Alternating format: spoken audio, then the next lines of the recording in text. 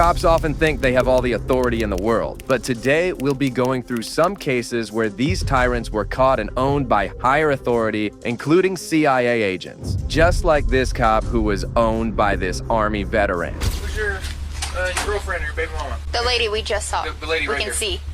First of all, that's my wife, Marble. Okay. Officer Cody Marler stood on the porch, unaware they were about to confront Army veteran Sergeant Syra Hawkins at his doorstep. Can you go with the mother's What's the problem? The cops didn't bother giving the house a second look and kept stirring up trouble. As Sergeant Hawkins was still trying to figure out what was happening, Officer Marler appeared to be in a rush. Y'all violating my rights right now. Which civil right are we violating? Why are you raising your voice? Sergeant Hawkins began to feel uneasy about Marler's demeanor, but the officer showed no signs of easing up. Why is he raising his voice? Okay. Are you threatening me? Check. As tensions escalated, Marler's rage got the better of him as he uttered words that would ultimately weigh heavily against him. First of all, you came to my house and said, is that my girlfriend or my baby mama? No, you can eat it. Hearing those disgraceful comments, Sergeant Hawkins quickly brought out his phone, causing Marler's demeanor to falter immediately. You told me to eat it, right? Marler? I messed up. I apologize. Now that you want It appeared that Marler recognized his error, yet uncertainly lingered, as they were unsure if they were at the correct location. Did you or did you not tell me to eat it? Moments later, the officers finally faced the truth. Hawkins' wife and their 2 babies were inside, visibly terrified, sparking a surge of anger within him. Are your children okay? Okay. Do they look okay, guy? Realizing the gravity of his mistake, Officer Marler faced just criticism and anger, leaving him with no choice but to retreat. I told you I did 9 years in the military. That's a Sergeant Hawkins. As Marler exited the house, Hawkins' focus shifted to the female officer, who had maintained a much more respectful demeanor throughout the altercation. Let me explain, because we may You have said you told me to eat it. Finally, the female officer acknowledged their mistake, labeling all of this ordeal a miscommunication. So it may have been a miscommunication between North Bay and our dispatch. The female officer kept going back and forth before leaving the place altogether. However, this wasn't the end of this matter, as Officer Marler was fired from the police department days after the incident. Police Chief Aaron Roth even owned up to the mistake, issuing a sincere apology for his officer's blunder at the wrong address. Despite being fired from his job, Marler was hired by the Willits Police Department on November 17, 2022. But this wasn't the only time a corrupt cop was brought back to his place by his supervisor. This time, the reason was even more alarming. He's 14, so why is he detained? On January 14th, 2021, some Fuqua Varina police officers approached 14-year-old Malcolm Ziegler in response to a call about a stolen dirt bike. Go ahead and put your hands behind your back for me, okay? Malcolm did indeed own the bike, having legitimately purchased it from the thief. However, the officers were in no mood to listen to his explanation. Gosh, what did I do? Despite being only 14 years old, the teenager remained composed and attempted to reason with the officer, clearly puzzled by the arrest. Well, can I show you the bill of sale from where I bought it? Despite the fact that the boy was just a minor, the cop didn't bother to reach out to his parents and instead proceeded with the arrest. How old are you? Okay. Moments later, a concerned neighbor witnessed the situation and did a huge favor to Malcolm. Can you ring the doorbell and tell my dad to get that bill of sale somewhere in the house? After a while, another neighbor came in trying to help, but it seemed like the officer had already made up his mind. Get my dad. He's in the house. Just ring the doorbell. As the officer was busy trying to put him inside the car, one good officer knocked down on his home and summoned his dad, who came out extremely distressed. What is the guy's name that sold you the bike? I think it's like Tony or something. He only had a brief stay outside as he quickly went back, trying to locate the bill of sale. A few minutes later, Malcolm's dad returned, holding a plethora of documents, but the most important piece of paper was still missing. These are ones he just filled out. Okay. Because he was going to sell it. Malcolm's patience was wearing thin, and he was finding ways to escape this troubling situation. Do you need to do the phone number that I bought it from? So I can give you his phone. Just hold off on that for right now, okay? And we'll move forward with that in a little bit. Rather than easing tensions and freeing Malcolm from his handcuffs, the officer took an entirely unnecessary course of action. Yeah. So if you just go put your legs in for me for a second.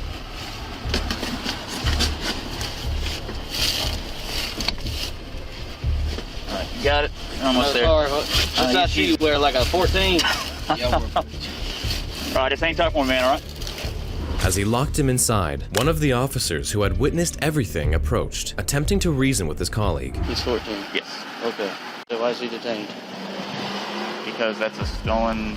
The arresting officer wasn't clear with his intentions, and the other officer kept pressing him with more questions. Obviously he's a juvenile, right? Yeah. Finally, the officer clarified to him that he had made the wrong decision to arrest him. Ain't no sense having him sit in the car with handcuffs on. The cop was left with no choice but to rectify his mistake. The officers kept going back and forth with each other until they reached a common ground. So you wouldn't end up filing the petition? No, but... Finally, the supervisor arrived on the scene and wasted no time before passing his judgment on the matter.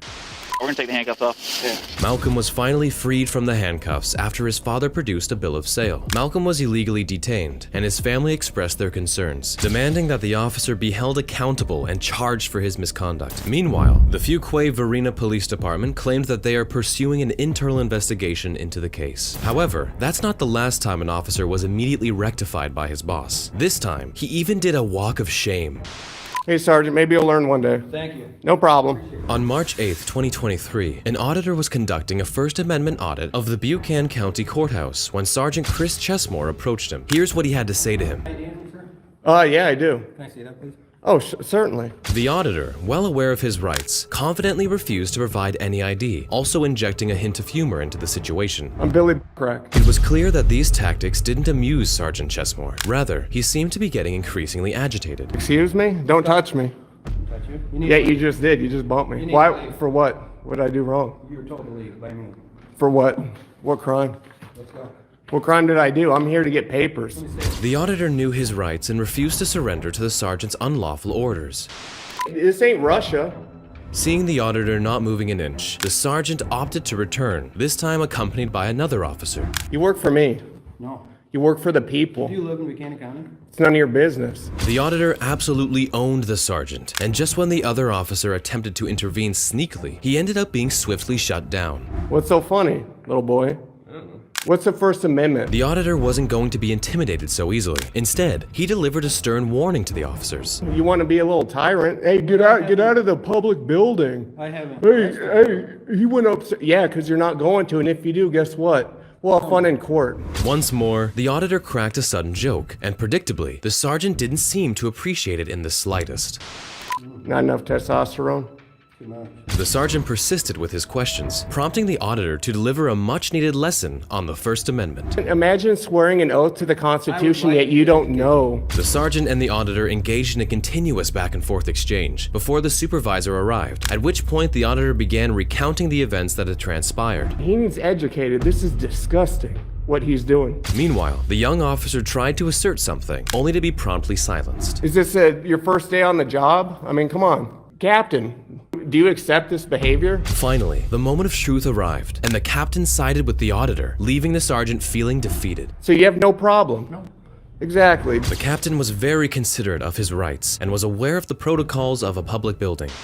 Don't stand around and argue with us. All right, just go ahead and... I mean, it shouldn't be them arguing with me. The sergeant was left humiliated, and the auditor made sure to express his satisfaction one last time. Thank me for my service, too, because your service is not good. Hey, Sergeant, maybe you'll learn one day. Thank you. No problem. Here's another instance where a corrupt cop was owned by his fellow.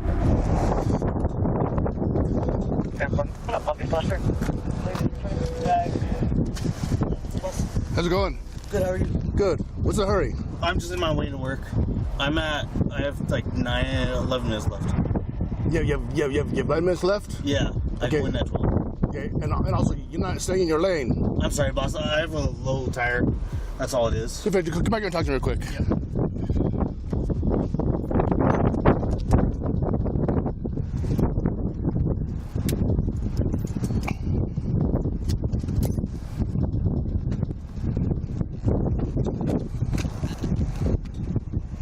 Come back here. The officer who went over 100 miles per hour was later identified as Jordan Hernandez, who had been with the Albuquerque police for 3 years. Soon after pulling him over, the officer could observe signs of impairment from Jordan. Yeah, so you're doing so stand right here. So did you even see me on the freeway? I didn't see you. I'm sorry. Okay. You didn't see me at all? No, sir. You didn't see me at all? No, I didn't. Okay, were you doing a buck 12 and I turned around? I actually saw you in the median. I turned around and I've been chasing you probably since the 2:12-ish. Okay. You know what I mean? Yes, sir. So, did you do a favor? You have your weapon on you, right? What's that? You have your weapon on you? Yes, sir. Let's put it in your car real quick. Okay. And your taser.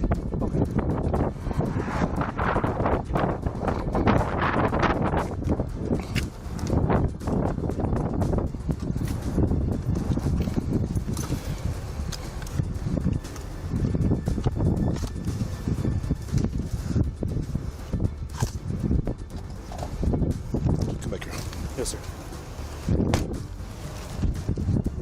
Over here.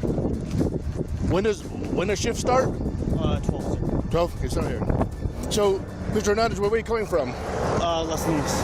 Where do you live at in Las Lunas? What's that? Where do you live at? Hunting ranch. Officer Jordan was heading over to his late shift, and the other officer could smell alcohol on his breath. That's when he asked him to do the field sobriety test. Why can't you stay in one lane? Because I'm trying to log on to all my stuff and everything like that. Okay. So when did you start logging into it? I can show you. Like, I've been trying to log on and doing all my other stuff. That's the only reason. Mr. Hernandez, when did you last drink alcohol? Yesterday. Okay, I'm gonna check your eyes real quick. Okay.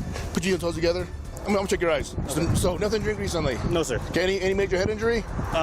Just a headache recently, but nothing crazy. Okay. When did you graduate the academy? About 3 years ago, sir. Okay. Was I one of your instructors? What's that? Was I one of your instructors? No, sir. Okay. See my fingertip? Yes, sir. Follow my fingertip with your eyes only. And don't move your head. Yes, so, Mr. Hernandez, can you explain why I would smell alcohol from your breath? I don't know why, sir. Okay, here we go. Don't move your head.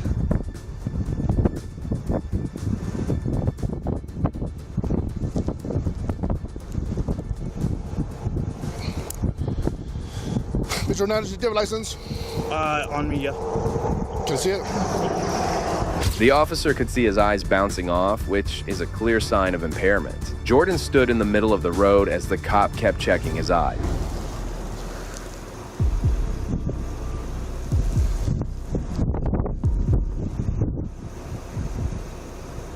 Okay. Don't look at my knuckle, look at my fingertip, okay?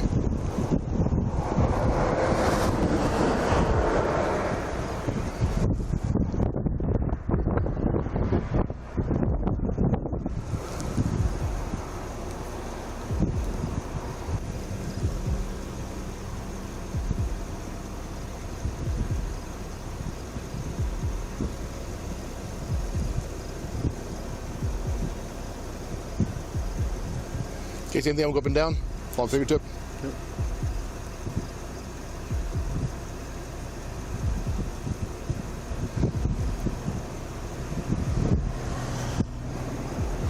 Mr. Hernandez, 2 more quick tests. We'll possibly get you on your way. The officer was almost certain that Hernandez was over the limit, but he kept doing the required tests, starting with the walk and turn test, which revealed his actual condition. Directly in front. Head to your sides. Can I take off my bags? You, I can't see it over my bag. Sure, go ahead. Okay. Can I put them on your hood? You can put them in your car. Okay. Sorry, I can't see over my hood. Or my bags.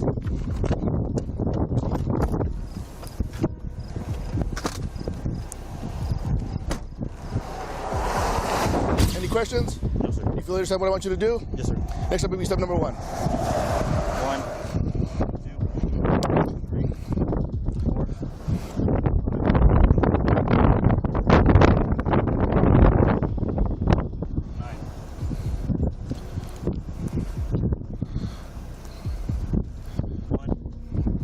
2, 3, 4, 5, 6, 7, 8, 9. And just like that, the officer proceeded with the third test, where Jordan had difficulty lifting his leg. Any questions? No, sir. Do you feel understand? Yeah, can I? Sure, you can face whichever way you want. Whenever you're ready, I'll tell you when to stop. 1001, 1002, 1003,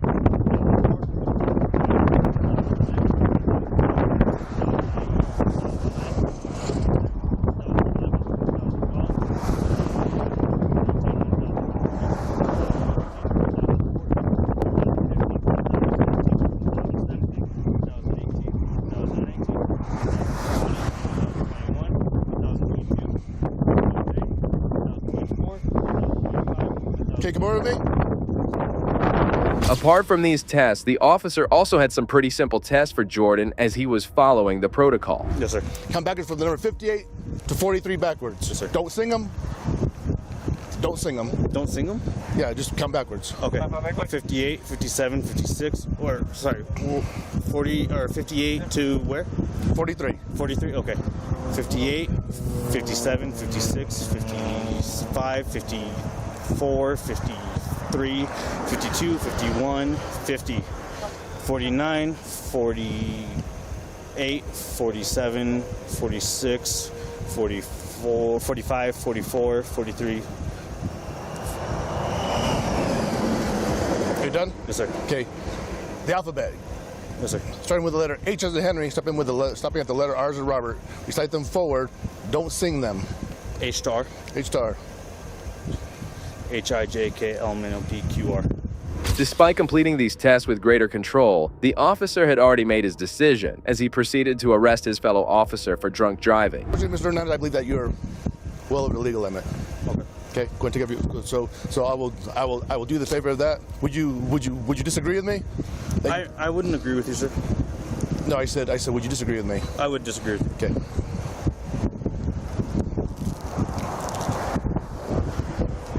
Can I put it in my unit? Sure.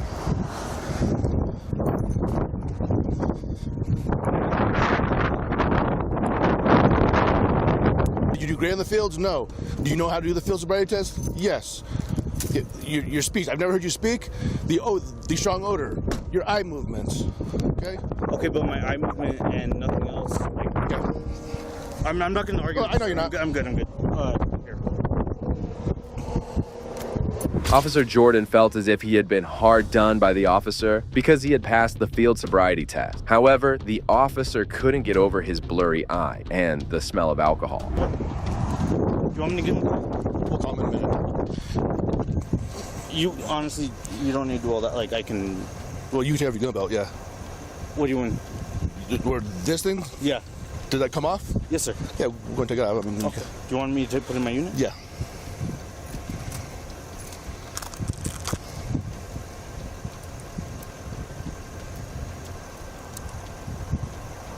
Do you have a t-shirt? Do you have a t-shirt? Yeah. Let's check out the APD. Okay.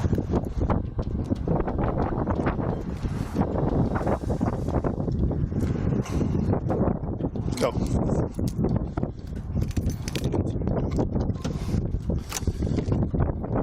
Face front of my police car? Yep.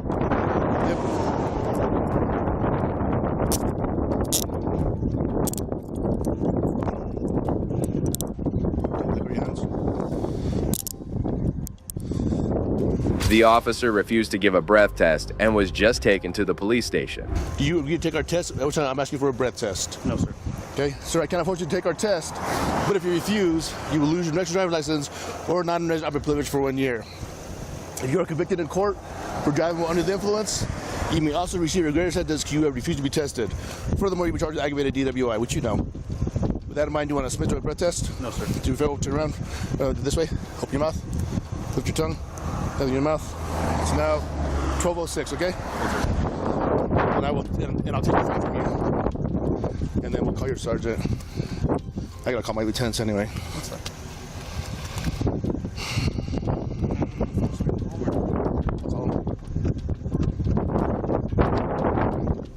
Officer Jordan was eventually charged with driving under the influence. He was placed on administrative leave following an internal investigation. Surprisingly, this wasn't the last time cops were caught drunk on duty.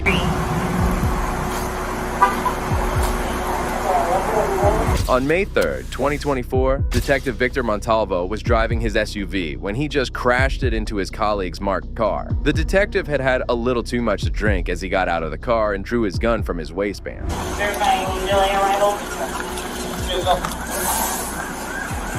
Secure that. Gotcha. And can you confirm is it correct? Just stand there. I got you.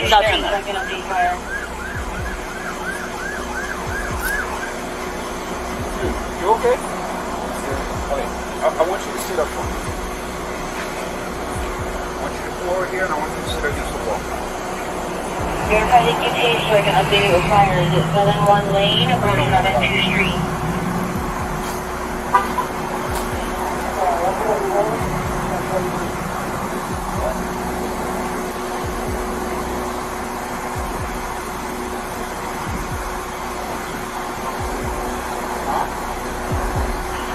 However, multiple officers arrived on the spot as they tried to take Victor away. One of the officers took his gun away, and he was made to sit on the side of the road.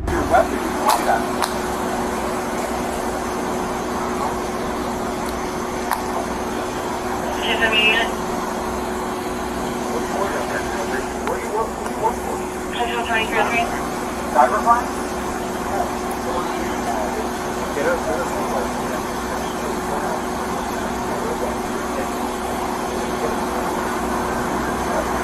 don't have my handheld in my car.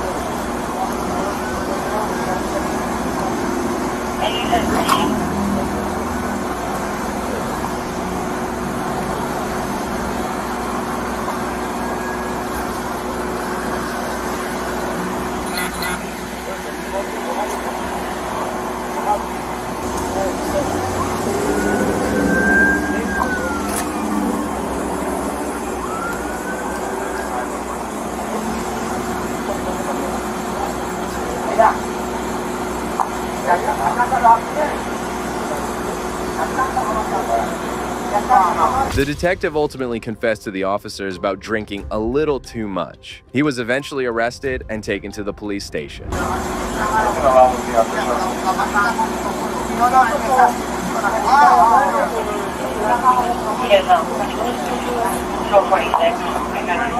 doing, I guess, working the road. Who he hit? Hit him. You okay? This is... I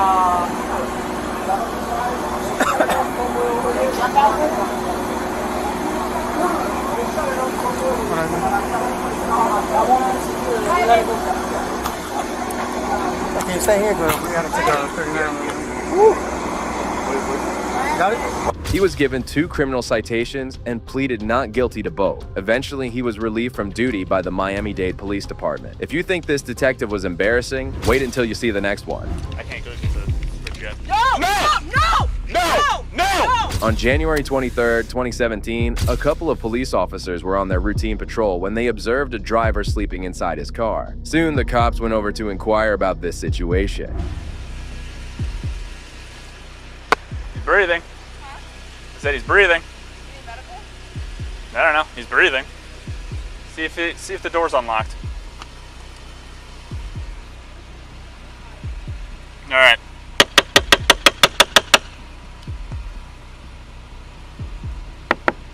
Police!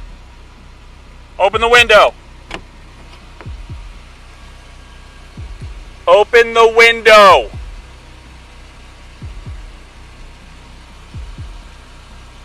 Sir, open the window.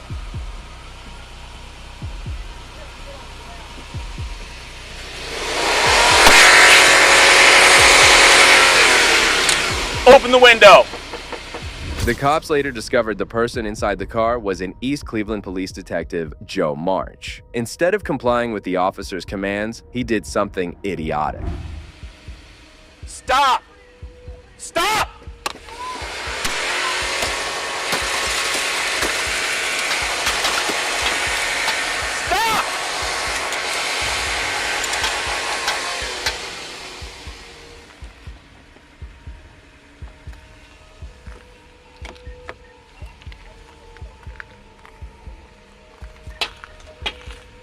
Can't reach.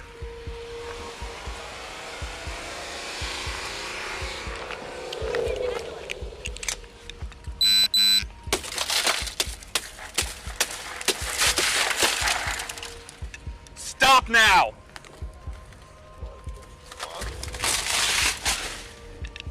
Open the door. I can't go get the switch yet. No! No! Police department, stop! Put your hands up! The cop had no other option but to break his window. However, he kept resisting and made matters tough for himself. It's beyond understanding why a law enforcement officer would behave this way with his fellow cops. Right now! Put your hands up! Put your hands up! Put your hands up!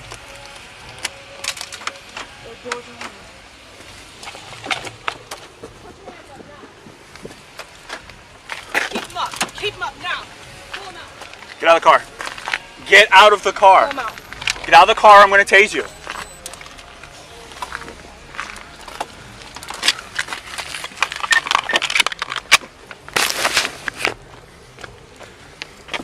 Fortunately, the officer swiftly resolved the troubling situation by handcuffing the detective, who was completely impaired. Do you have any weapons on you, sir? Copy 14. I couldn't get into that window for nothing. I couldn't. It would not break. Gun. Who do you work for? What's going on with you? Why you give my partner a hard time? Who are you working for? Who you work for?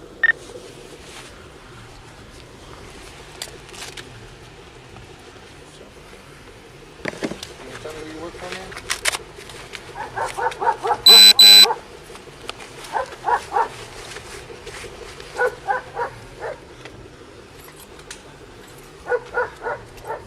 Is this your work car?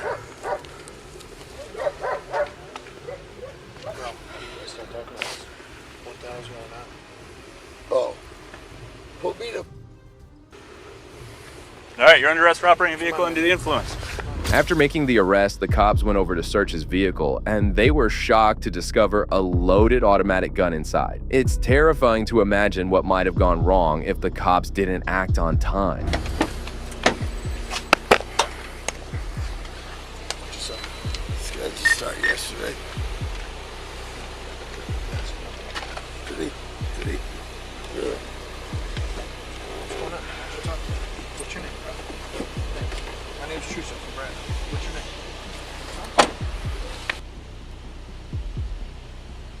So that's what we're gonna do. Somebody gets What do you? arrested. Come up with something else? Dog shit. That's why residents need to pick up their dog shit. If I stepped on it, you're on the other side. It's okay. Did you get it against him? Oh, I stepped in it, yep. You always step in it. Always. Alright, I'm gonna try to put it. Oh, I'm gonna be really mad. Oh, no, that's a leaf. Show. That's a leaf. Alright. Always get it. You guys got Garrison, somebody else at Yeah, station that's 2? fine. Are you okay with that? What do you think? Yeah, I'm absolutely good with All that. right, so then tell them to come to the station. I will. And then,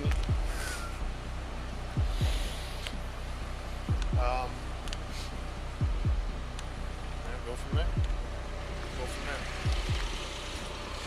Eventually, he was transported to the police station, where he had to undergo a breath test. Despite the detective's continued sense of entitlement, the officers maintained their respectful demeanor. Calm down.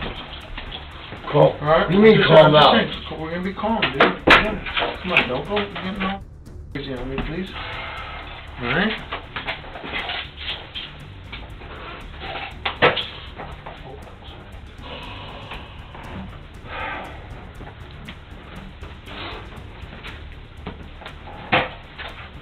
My name's Officer Truso. You can call me Vince, okay? I'm OIC tonight.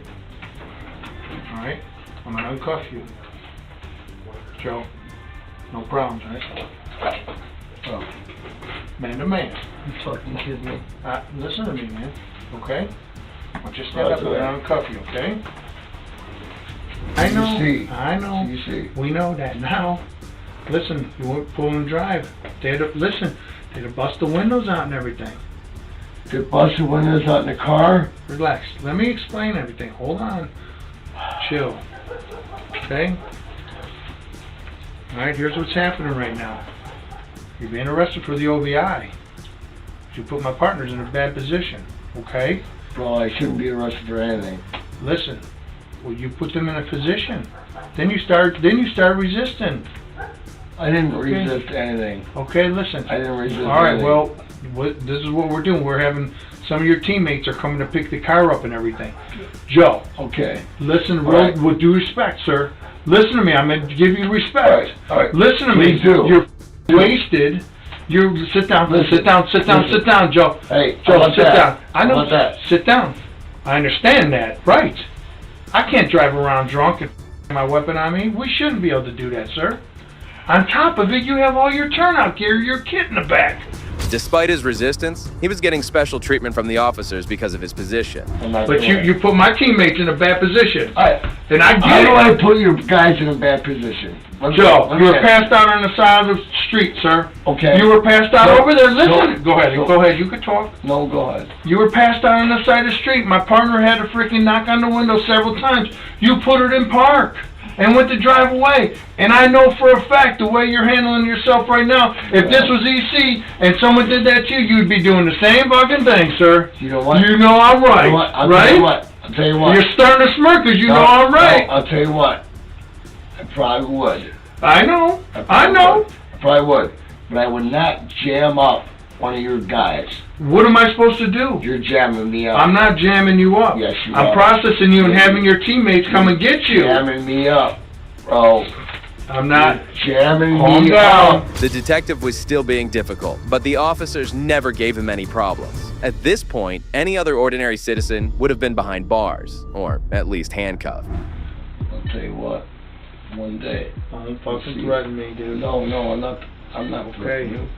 I don't fucking want to do this, Well, man. But I'm threatening. Now I'm threatening. Fucking listen. Come on, I don't man. want to fucking. Hopefully there's cameras. Yes, there is cameras. Oh, thank goodness. All right. Thank I goodness. don't want to do I'm this, not but threatening I don't want to do this. I'm not threatening you at all. Get the fuck out of here. Come on, man. Fuck out of here. Be a fucking man. Okay.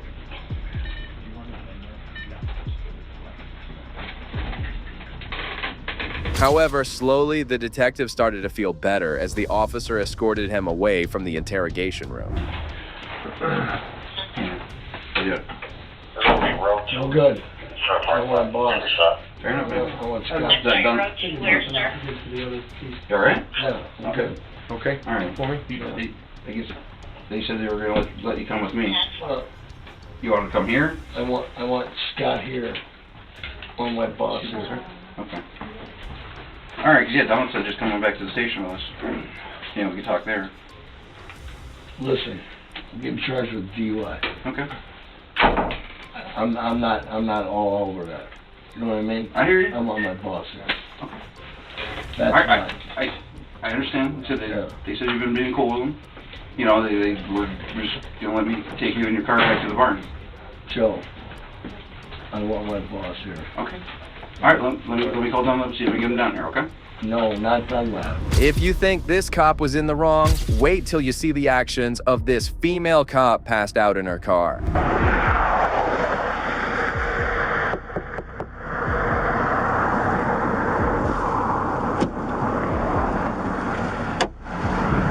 Ma'am?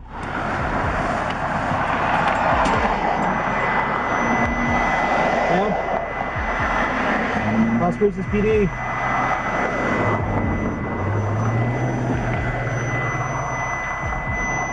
Ma'am?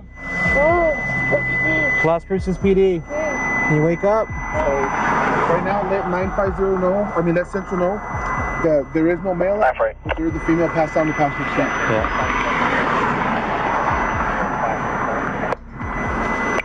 I'm calling in by the, we can hear a female. Ma'am, can you get up? I need you to wake up. Who else is with you? Just you? The woman passed out in the car was herself a Las Cruces police detective, Stephanie Carabajal. It seemed like she had a lot to drink, and the officers were not going to leave her alone. Going on for the last 20 minutes. I know you don't want to. No, I need you to get up. Get up. 950 Central 49. There's gonna be no male with this vehicle, just a female passed out. Yeah, turn off the... No, get up now. This car up here, we're not sure. Get out of the vehicle. No, what? Go ahead and get out of the vehicle for me. Oh, what? I'm giving you a lawful order to step out of the vehicle. Do it now. Your own lawful order? Step out of the vehicle. Okay, Right here. stupid. Who else is with you? What do you mean? Who else is with me? Look in the car. Wait right there, ma'am. Wait right there. What are you talking about? Wait right there, ma'am. This is my own lawful order. Ma'am, just wait. Wait in the car. Wait in the car, please. Look in the fucking car. Wait in the car. That's what I'm asking you. Wait in the car. This is bullshit. Look Wait. in your own fucking order. You want to look in my car? Steph, No, look in the car. bullshit. Just have a seat in the car. Okay, then Have a seat in the car. Sit in the car. Go ahead. Go ahead. Instead of carrying out field sobriety tests and arresting her for DUI, the officers proceeded to contact New Mexico State Police, urging them to investigate this incident. Meanwhile, Detective Carabajal was relaxing in her truck.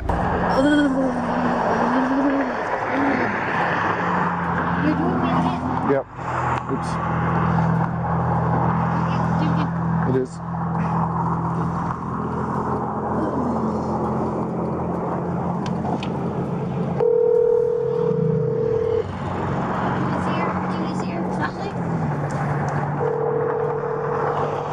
There's a clutch right here. We got it? Okay. I'll close the door, okay? I'm sorry, the person you were... As the officers waited for the supervisor to arrive, one of them went over to the witness who had called the cops over to hear what had transpired originally. And I was going like towards, like I was going towards the movies, like going like on the highway, like on the frontage. You know, and I noticed like these people were like honking. I'm like, well, what are they honking at? And I looked to the right because she was like in the... She was like a white, younger girl. And like she looked like that. I know they... Like she was asleep? Like, yeah, and so like, I freaked out because... Was there anyone else in the truck with her? No. And so I started honking and she had her window rolled down and I was like, are you okay? She's like, yeah. And then like she went straight. When she said yeah, did she seem fine? No, she didn't. That's why I followed her. It seemed like the witness had done a great deed of following the drunk detective, else she might have caused some great harm to herself and the people on the road. Seeing her condition, she definitely should not be behind the wheel. And she like turned to make like a U-turn, but she was like swerving. And I was like, you know what? Like she was not maintaining her lane? Yeah. I was like, I better call the cops in case she is intoxicated or... So you suspected she was driving drunk? And because I'm afraid that, you know, she's going to end up killing herself, she's going to kill somebody else, and I'm going to be guilty for it. So she got on the freeway, on the highway, she went this way, and that's when I called 911, and I was following her, and then she like slowed down, but she's going 10 miles per hour on the right lane. And people... How far was she going? 10 miles an hour, like how long? Like, when I was like going, I don't know if she like noticed me again that I was following her or what, and that's when she pulled and then she stopped right there and she got out of her vehicle. And I asked her again, are you okay? She's like, yeah. And she went to the passenger side. So she went from the driver's to the passenger seat? Did she just scoot over inside or did she get out of the vehicle? She got out of the vehicle. Okay. Yeah. What happened when she got out? The officers kept waiting for a supervisor to show up from the New Mexico State Police. However, the officers did have a point, as they didn't want any bias involved in the investigation. After 30 minutes of waiting, Deputy Chief Paul Brock arrived on the scene and confronted Detective Carabajal.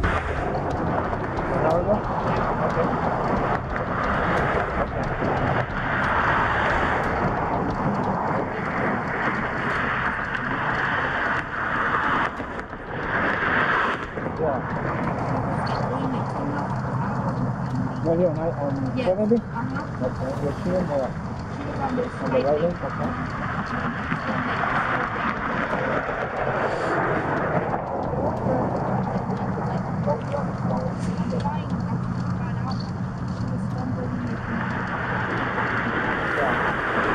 The deputy talked with the detective and eventually asked her to get off her vehicle. It was time that she did some field sobriety tests.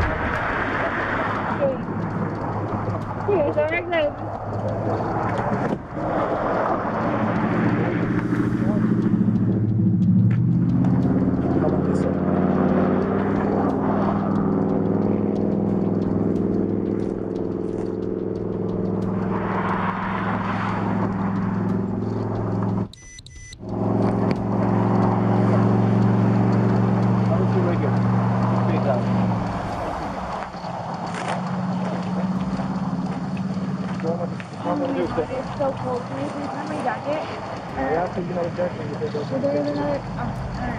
However, surprisingly, the detective refused to conduct the field sobriety tests, leaving the deputy with no choice but to proceed with the arrest. Okay,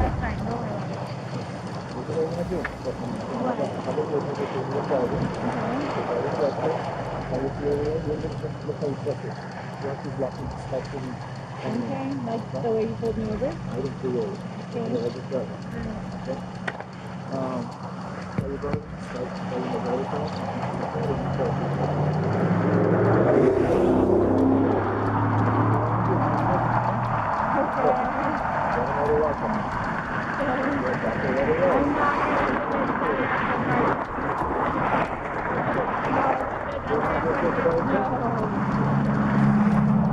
wasn't driving.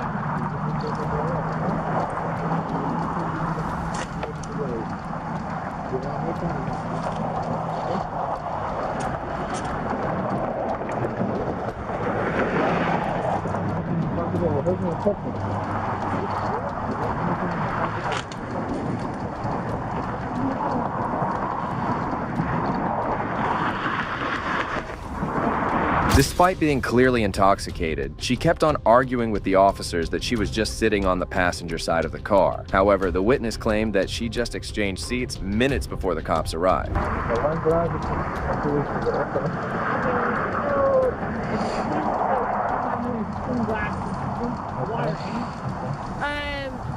So you guys want to sit here and talk to me like I'm... What questions do you have?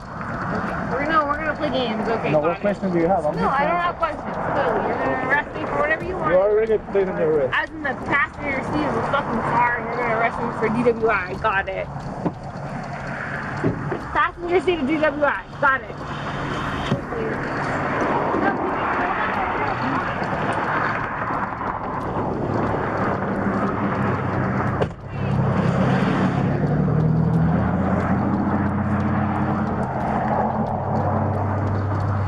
The police officers also took no heed to her cries and proceeded with the arrest. She was eventually taken to the police station where she was charged with aggravated driving while under the influence of an intoxicating liquor or drug and 1 count of blocking traffic. In December 2019, the Las Cruces Police Department fired Carabajal and suspended her license in 2021. However, the charges against her were dropped as the judge claimed that her rights to a quick trial were violated. Don't you touch me. Don't you touch me. Don't you touch me. You have a problem? On the 9th of October 2023, a drunk driver crashed his car into multiple cars. Shortly after, several police officers arrived and were conducting their investigation when an uninvited police chief showed up. Hey, Ron, just pull that up and put it to the shoulder. Yeah. Thanks. What is it? The RMA. I am not the police, okay? I came here with the ambulance. I want to make sure you're okay. I don't know what he's thinking. I don't know. I'm asking you if he's RMA or not. Oh, yeah, no. What? Yeah. I get that. I'm not saying you aren't. I just want to make sure your head is okay. You have no other issues that we need to be aware of. I can't get any. Can you tell me your first name at least? The officers were surprised to see Chief Leonard Guida pulling over in civil clothes. Shortly after, the chief pulled over an on-duty sergeant for a weird reason. Let me work this DWI, okay? Come over here. Chief, I'm on a DWI. Over here. Chief, I'm on a DWI. Get over here. I'm on a DWI.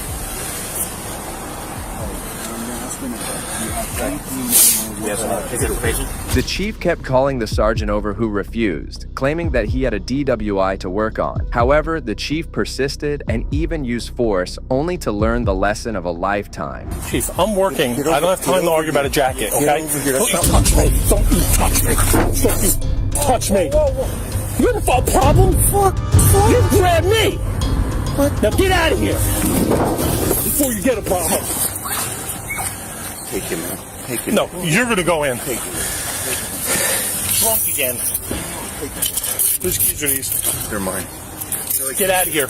No. Chief, get out of here or you're going to get locked up. No. Chief, you're going to get locked up. You're grabbing me 3 times. Leave me alone. You're obstructing my DWI. Billy, come over here.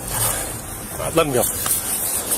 The chief got embarrassed right in front of his juniors, but instead of learning his lesson and walking away, he persisted with his resentful demeanor and pulled over the sergeant once again. That's the first thing. Billy, I'm trying to get away from everybody. Shut up, because you're in trouble now. Stop, no, I'm please, not in stop. trouble. Stop, I'm not in stop, trouble. stop. You're going to be in trouble. Stop, You're Billy. Be in trouble. Billy. Chief, I'm working at DWI. I'm listening to you. Okay. Shut up. No. You're in trouble because this is the first thing. First of all, I was about to say to you, you stupid. I was about to say to you, what do you need OEM for? You're embarrassing me in front of the men about the jacket. No. That's neither here nor there. Okay. That's neither here nor there. Now we got a real fucking problem, Billy. Yeah, we do. I know. We do. All right, you're going to have to go inside. No, how about we do this? No. We go inside. Billy, you're going to have to go inside right now with me. Chief Guida had completely lost it, and it was evident that he was intoxicated way above the legal limit. However, he did something incredibly foolish right in the middle of a dangerous traffic stop. And we're in a serious collision. Billy, you're not doing anything when I'm on the scene, okay? You should know better than this, my friend. No. Listen to me. Grab me. No, I said You were come out of over line. here. You were out of line. You grabbed me. It's on video. Billy. It's on video. I'm not going to argue with it. I have a crash Billy, to work. Billy, I have a job Billy, to do. You're okay? relieved. Billy, you're relieved. Okay. You're relieved. I'll go home. No. Billy, you have to understand something. You're relieved. Billy, you're relieved. Go home in the headquarters and wait for me. Yeah, so my crash. No, Billy, you're relieved. I have officers here. Billy. Right here. They could get waffled because my car is blocking it. Billy, you're relieved. No, Chief. No, Billy. Please, Billy. Don't. You're suspended, Billy. I'm suspended? Yes. Okay. I'm suspended. I'm going home. Yes. The chief ended up suspending the sergeant for no apparent reason. This meant that he was cleared to go home, however. The chief kept on insisting that he follow him to the police station. Come here. I'm going home. We can't talk. I'm suspended. No. I'm suspended. I'm going home. And you're going to wait for me there. No, I'm not. I'm suspended. I'm going home. You're going to go in the headquarters and wait for me there. Let me work my crash. This is why I'm here. Billy, you're suspended. All right, if I'm suspended, then I'm not going to wait inside. Nothing more to say. No, Billy. You have to. Let me thank you. Billy, you're suspended. Okay. All right. Billy. Yes. Right now. Okay.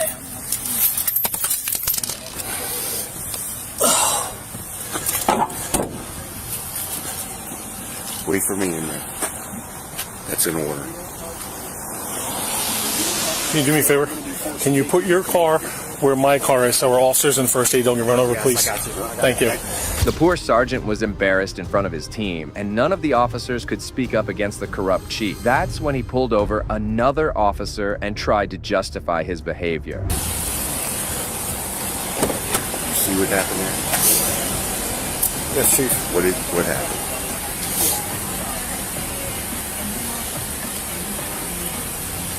There's some type of exchange between you and Sergeant Major. We're going to talk about that later.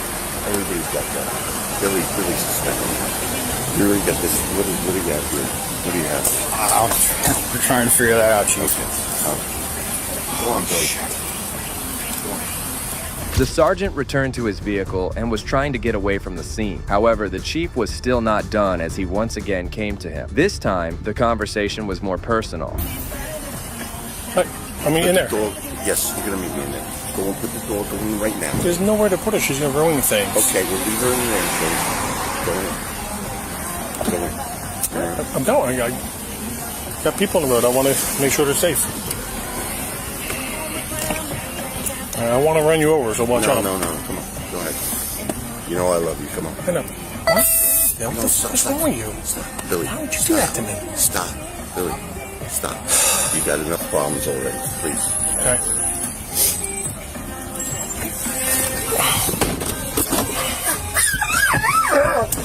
It appeared as if the officers knew each other personally. However, the sergeant drove away, forced to leave his traffic stop. On the other hand, this matter was immediately noticed by the Monmouth County Prosecutor's Office. An investigation started into the case, and Chief Guida was placed on administrative leave with pay. Just a day later, the chief announced his retirement, which occurred 6 months ahead of schedule. Well, if you think this was intense, the next blue-on-blue moment will leave you stunned. I work here. I work here.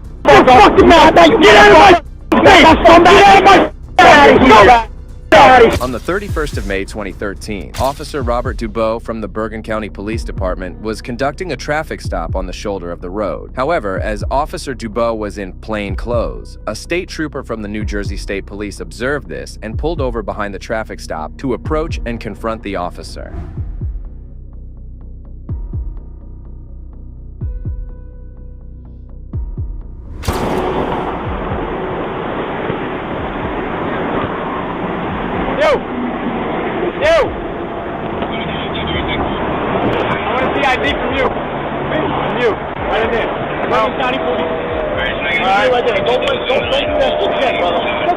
I'll do it if I want to. I want picture ID.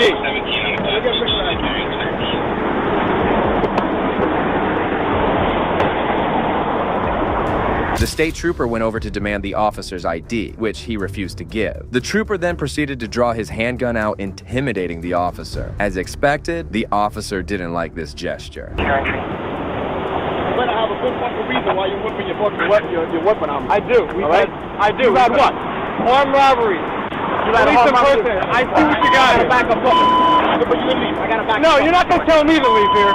This is my spot right here. Don't move. Don't move. Don't move. Yeah, you'll get it. You'll get it.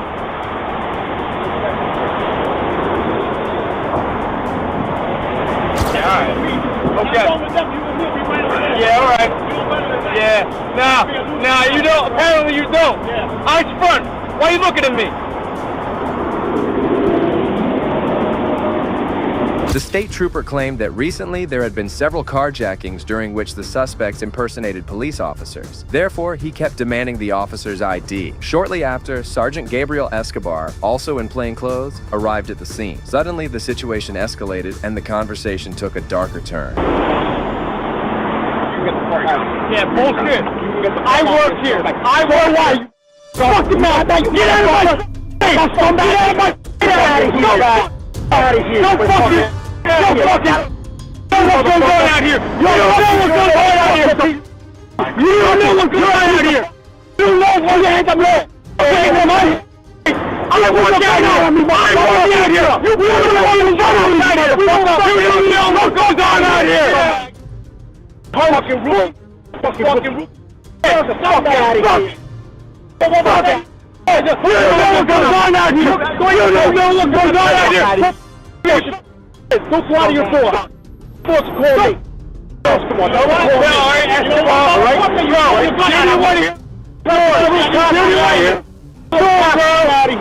The tempers escalated and both the officers went back and forth with each other, filled with profanity. Things were about to get even worse as the trooper tried to explain the reason for pulling over. Yeah, costume. Yourself. Costume out of here. Yeah, all right. You don't even story. Know what goes on. I need you here. We want you here. I want you here. I want to. Nobody wants to hear. I don't want to hear. You pulled your fucking gun on me. Get the f*** scumbag. If you didn't have your uniform on, I'd wipe the street with you, bro. You pulled your gun on me. Fuck the police, scumbag. You saw my ID. A police. What the fuck do I look like to you? If I pulled my gun on you, how would you feel? If I pulled my gun on you, how would you feel? I'm a police impersonator. Arrested for 3 of them in the last month. 3 of them in unmarked cars. Arrested police impersonator. So don't come out here fucking rocking a fucking uniform. Bro, you're better than anybody. You know who I am. Really? You know who I am. I don't know who you are. My ID. Arrested police impersonator with that. It appeared as if the officers didn't like the troopers withdrawing his gun against them. However, eventually, both the sergeant and the officer identified themselves. That's best, bro. Do they have this? Did I see that when I first walked in? Afterwards, scumbag. What, did I have my gun out after I saw that? Did I throw you out? Arrest a police impersonator. That's right. Rookie move. It's a rookie move. I work out here. You know who I am. You know who I am. You know who I am. You see this? You know who I am. Get out of here. You know who I am. Rookie. Hey, Sergeant. Just let me get your name real quick. Escobar. What is that? Burton County Sheriff? Burton County PD. Very good. Escobar. What's that badge? 244. Escobar. 244. Just as it appeared that the tempers had cooled down, the officers were engaged in a verbal dispute once again, and this time the officer was the aggressor. Wait, take a picture of this. Yeah, oh yeah. Oh, okay. Yeah, Mr. Tough Guy. Alright. Yeah. You don't know the story, bro. You don't know the story. You got 6 months, you just got out of the academy. Yeah, alright. You just got out of the academy. You see a uniform, that means I got out of the academy? No, because you're acting like a douchebag. Bro, you don't know the story. I just told you the story, and you're still acting like an asshole. What does that mean? I just told you the story. So when you're playing close guys do that, do we do that to them? Well, listen, when our plane guys are out here working, they let us know. They let us know when our plane guys are out here working. When you're working on Route 4, Route 46, you let us know? I don't come out to Route 4. Because you're not from here. You don't know shit about here. Where you from, fucking Morristown? That's right, because I only got 6 months on the job. The trooper accepted the fact that he was a Tukey and was only trying to do his job. That's when he went to confront the sergeant, who tried to calm him down. Because it's an issue now. Now it's an issue. First of all, I'm not making an issue of it. I work out here, all right? Oh, you're not making an issue out here? You can come here ranting and raving, telling me to get the fuck out of here? You just do that? I think we just settle this out here. I'm not going to say nothing. You want to pull your boy up? I'm telling you, I tried to explain this to you. We've had 3 police impersonators, tax vests and all. So we're ripping and stripping out here, robbing people. You know what? Carjacking, guns, the whole 9 yards. If you don't believe it, I want my detectives to call you. I want them to personally call you because I'm a rookie and I don't know what's going on. Just calm down. Now, calm down. Finally, the matter seemed to be resolved, as the sergeant had understood the reason for the stop. Eventually, the trooper drove away, and the officers continued with the stop. Are we getting anywhere yelling at each other? I'm not getting anywhere yelling at each other. Nah. All right? So, if that's the case, then you know what? No, I'm lying, bro. I'm lying. I come out here typically and put my gun out on police because that's what I do. That's what they teach us 6 months out of the academy to do. Why do I tell you that? I don't stop pulling a gun on them. I have a problem with that. Yeah, no shit. All right? Yeah. But I still tried to explain to you, and it didn't go anywhere. I'm a rookie 6 months out of the job. Well, you know what? I want my detectives to call you personally. I want them to call you personally because, you know what? Apparently my word's not good enough. So I'm going to leave it as is. Soon after this incident, the Bergen County Police Department launched a statement claiming that neither the officers nor the trooper were at fault, as both of them were just doing their duties. However, it was later revealed that both Sergeant Escobar and Officer DeBow received some type of punishment for their behavior. It's just not senior officers who hold these idiot cops accountable, as this cop was owned by an Army veteran. Who's your girlfriend or your baby mama? The lady we just saw. The lady right we can here. see. First of all, that's my wife, Marble. Okay. Officer Cody Marler stood on the porch, unaware they were about to confront Army veteran Sergeant Syra Hawkins at his doorstep. Can you go with the What's the problem? The cops didn't bother giving the house a second look and kept stirring up trouble. As Sergeant Hawkins was still trying to figure out what was happening, Officer Marler appeared to be in a rush. Y'all violating my rights right now. Which civil right are we violating? Why are you raising your voice? Sergeant Hawkins began to feel uneasy about Marler's demeanor, but the officer showed no signs of easing up. Why is he raising his voice? Okay. Are you threatening me? Check. As tensions escalated, Marler's rage got the better of him as he uttered words that would ultimately weigh heavily against him. First of all, you came to my house and said, is that my girlfriend or my baby mama? No, you can eat it. Hearing those disgraceful comments, Sergeant Hawkins quickly brought out his phone, causing Marler's demeanor to falter immediately. You told me to eat it, right? Marler? I messed up. I apologize. Now that you on It appeared that Marler recognized his error, yet uncertainly lingered, as they were unsure if they were at the correct location. Did you or did you not tell me to eat it? Moments later, the officers finally faced the truth. Hawkins' wife and their 2 babies were inside, visibly terrified, sparking a surge of anger within him. Are your children okay? Okay. Do they look okay, guy? Realizing the gravity of his mistake, Officer Marler faced just criticism and anger, leaving him with no choice but to retreat. I told you I did 9 years in the military. That's a Sergeant Hawkins. As Marler exited the house, Hawkins' focus shifted to the female officer, who had maintained a much more respectful demeanor throughout the altercation. Let me explain, because we may You said you told me to eat it. Finally, the female officer acknowledged their mistake, labeling all of this ordeal a miscommunication. So it may have been a miscommunication between North Bay and our dispatch. The female officer kept going back and forth before leaving the place altogether. However, this wasn't the end of this matter, as Officer Marler was fired from the police department days after the incident. Police Chief Aaron Roth even owned up to the mistake, issuing a sincere apology for his officer's blunder at the wrong address. Despite being fired from his job, Marler was hired by the Willits Police Department on November 17, 2022. But this wasn't the only time a corrupt cop was brought back to his place by his supervisor. This time, the reason was even more alarming. He's 14. Why is he detained? On January 14th, 2021, some Fuqua Varina police officers approached 14-year-old Malcolm Ziegler in response to a call about a stolen dirt bike. Go ahead and put your hands behind your back for me, okay? I did. Malcolm did indeed own the bike, having legitimately purchased it from the thief. However, the officers were in no mood to listen to his explanation. Gosh, what did I do? Despite being only 14 years old, the teenager remained composed and attempted to reason with the officer, clearly puzzled by the arrest. Well, can I show you the bill of sale from where I bought it? Despite the fact that the boy was just a minor, the cop didn't bother to reach out to his parents and instead proceeded with the arrest. How old are you? Okay. Moments later, a concerned neighbor witnessed the situation and did a huge favor to Malcolm. Can you ring the doorbell and tell my dad to get that bill of sale somewhere in the house? After a while, another neighbor came in trying to help, but it seemed like the officer had already made up his mind. Get my dad. He's in the house. Just ring the doorbell. As the officer was busy trying to put him inside the car, one good officer knocked down on his home and summoned his dad, who came out extremely distressed. What is the guy's name that sold you the bike? I think it's like Tony or something. He only had a brief stay outside as he quickly went back, trying to locate the bill of sale. A few minutes later, Malcolm's dad returned holding a plethora of documents, but the most important piece of paper was still missing. These are ones he just filled out. Okay. Because he was going to sell it. Malcolm's patience was wearing thin, and he was finding ways to escape this troubling situation. Do you need the dude's phone number that I bought it from? So I can give you his phone. Just hold off on that for right now, okay? And we'll move forward with that in a little bit. Rather than easing tensions and freeing Malcolm from his handcuffs, the officer took an entirely unnecessary course of action. Yeah. So if you just go put your legs in for me for a second.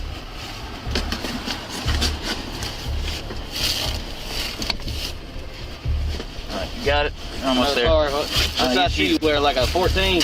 Yeah, all right, just hang tight for me, man, all right?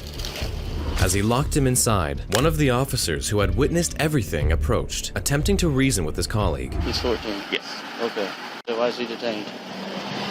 Because that's a stolen... The arresting officer wasn't clear with his intentions, and the other officer kept pressing him with more questions. Obviously he's a juvenile, right? Yeah. Finally, the officer clarified to him that he had made the wrong decision to arrest him. Ain't no sense having him sit in the car tent with handcuffs on. The cop was left with no choice but to rectify his mistake. The officers kept going back and forth with each other until they reached a common ground. But you wouldn't end up filing the petition?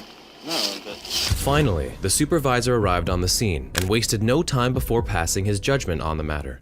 We're gonna take the handcuffs off. Yeah. Malcolm was finally freed from the handcuffs after his father produced a bill of sale. Malcolm was illegally detained, and his family expressed their concerns, demanding that the officer be held accountable and charged for his misconduct. Meanwhile, the Fuqua Varina Police Department claimed that they are pursuing an internal investigation into the case. However, that's not the last time an officer was immediately rectified by his boss. This time, he even did a walk of shame. Hey, Sergeant, maybe you'll learn one day. Thank you. No problem. On March 8th, 2023, an auditor was conducting a First Amendment audit of the Buchanan County Courthouse when Sergeant Chris Chesmore approached him. Here's what he had to say to him. Yeah, I do. Can I see that, please? Oh, certainly. The auditor, well aware of his rights, confidently refused to provide any ID, also injecting a hint of humor into the situation. I'm Billy Crack. It was clear that these tactics didn't amuse Sergeant Chesmore. Rather, he seemed to be getting increasingly agitated. Excuse me? Don't touch me. Touch you? Yeah, you just did. You just bumped me. Why? For what? What did I do wrong? You were told to leave by me. For what? What crime? Let's go. What crime did I do? I'm here to get papers. The auditor knew his rights and refused to surrender to the sergeant's unlawful orders. This ain't Russia. Seeing the auditor not moving an inch, the sergeant opted to return, this time accompanied by another officer. You work for me. No. You work for the people. Do you live in Buchanan County? It's none of your business. The auditor absolutely owned the sergeant, and just when the other officer attempted to intervene sneakily, he ended up being swiftly shut down. What's so funny, little boy? What's the First Amendment? The auditor wasn't going to be intimidated so easily. Instead, he delivered a stern warning to the officers. You want to be a little tyrant? Hey, get out of the public building. I haven't. Hey, he went upstairs. Yeah, because you're not going to, and if you do, guess what? We'll have fun in court. Once more, the auditor cracked a sudden joke, and predictably, the sergeant didn't seem to appreciate it in the slightest. Not enough testosterone?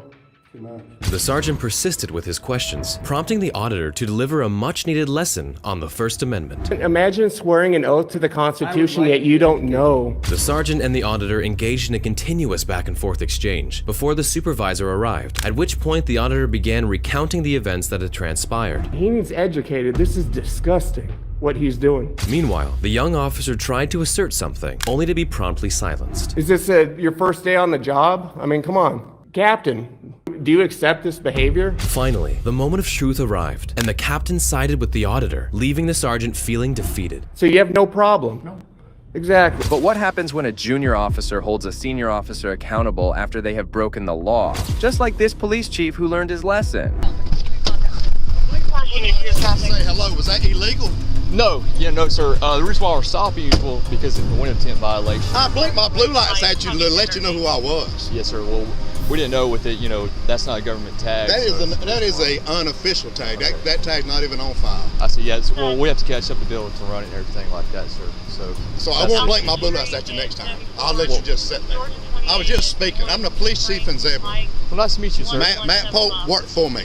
Your chief worked for me. Yes, sir. There's no need to get upset. The chief wasted no time before asserting his authority over the officer. Moments later, a female officer also joined in, but Chief Hemphill made no exceptions to her and continued to act entitled. I'm upset because I spoke to you when I come by, and now you're pulling me over. Sir, I've never met you a day in my life. I understand that. Why are you being hostile? Easy. I don't have to talk to you. Okay. Easy. I'm not talking to you. Why are you being hostile right now? Are y'all gonna write me a ticket?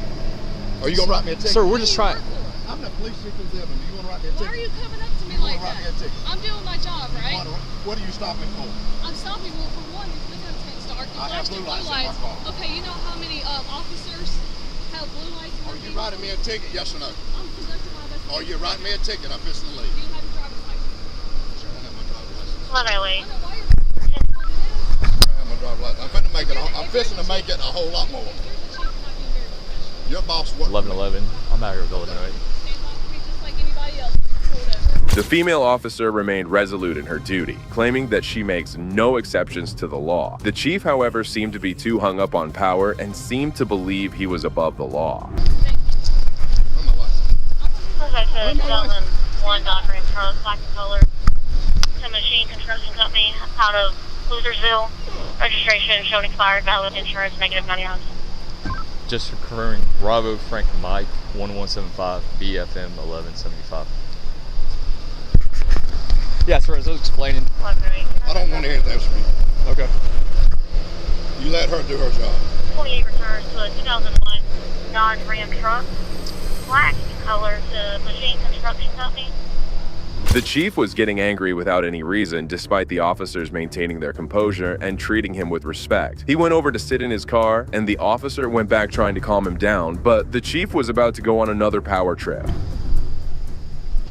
Yeah. What? She's about bringing your driver's license back up. That's fine. Yeah. First, when we ran the tag, it came back to like a Dodge Ram, so we're just confirming it's not. Yes, sir. It's a ghost tag. Yes, sir. We're making sure. Yes, sir. Yeah, we're just. You must have run it wrong. You must have run it wrong because you want to come back to a Dodge Ram. We were confirmed it. They let us know and everything. So it's still coming back to a Dodge Ram now? Sir, can I ask why you're so upset? Is it still coming back to a Dodge Ram now? No, we got it fixed. Why are you so upset? No, you didn't fix it. Is it still coming back to a Dodge Ram right now? No, it came back 9 on 5. That's right, because you run it wrong. Sir. Somebody run it wrong. Either you did or they did. We're about to get the information. Okay, I got your chief on the phone right now. That's fine. That's fine. That's fine. Hemphill then tried to intimidate the officers, claiming that he had their chief on the phone. The officers at this point could do nothing but be shocked by the level of entitlement and ignorance shown by the chief. Please. I appreciate your service. I appreciate your service. All right. I'm just saying, I spoke to you guys. I didn't have to do that. I could have eased on by y'all. I appreciate the job y'all out here doing. Chief. I'm trying to be respectful with you. I understand that. I understand. I'm not raising my voice or nothing at you, right? I understand. All right, let's. But I'm trying to tell you, the only thing I done wrong was spoke. Y'all never would have pulled me over if I hadn't flicked my blue lights. No, sir. No, we were going to pull you. Actually, I'm not going to lie to you. I'm telling you straight up. Okay. Okay. All right. But like I said, there's people out here impersonating police officers with blue lights. Well, you threw my. She threw my license. If she is getting them for me. She'll bring it to you, sir. Okay, well that's fine. I'm just trying to. I'm trying to talk with you. I don't want to talk anymore about it. All righty.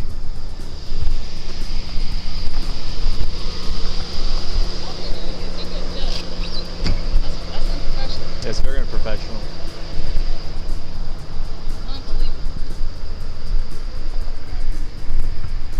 The chief was soon let go, but the incident went viral online, receiving severe criticism across the board. That's when a third-party independent organization was called in to investigate the chief's actions. After the investigation, Jonathan Hemphill was given an oral reprimand and was asked to attend post-training related to anger and de-escalation. Well, surprisingly, that's not the only time a police chief was pulled over for a traffic violation.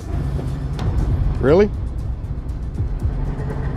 On June 20th, 2023, a Henry County police officer was on his usual patrol route when he observed a person going 96 miles per hour in a 35 miles per hour zone. However, when the officer approached the car, he was in for a surprise.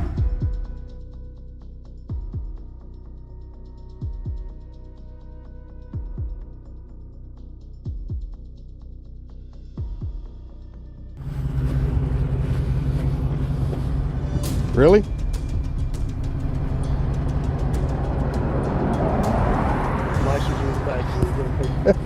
Yeah.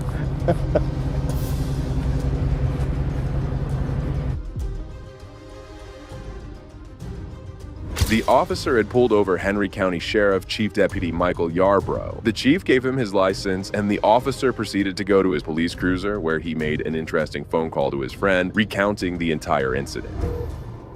Hello? Guess who I just pulled over? Who? Yarbrough. Really? Yeah, the chief deputy driving a Dodge Charger, a souped-up Dodge Charger that belongs to the sheriff's office. I just clocked this at 96 in a 35. What was the issue? I mean, why is he speeding? No reason. He's in an unmarked car. He just got a high horsepower car and decided he wanted to play. It's your traffic stop. You do what you think you should do. I mean, I'm not telling you one way or the other. You do a 96 and a 35. Okay. Well, you know I don't care for him, so I'm gonna ride his. Well, the officer did indeed write him a speeding ticket and handed it to him. Remarkably, the chief owned up to his mistake and didn't try to escalate the situation or leverage his position to evade accountability. Sir, here's your ID back. This is your copy of the citation. If you would sign right here, it's got a court date, time it must appear. Yes, sir.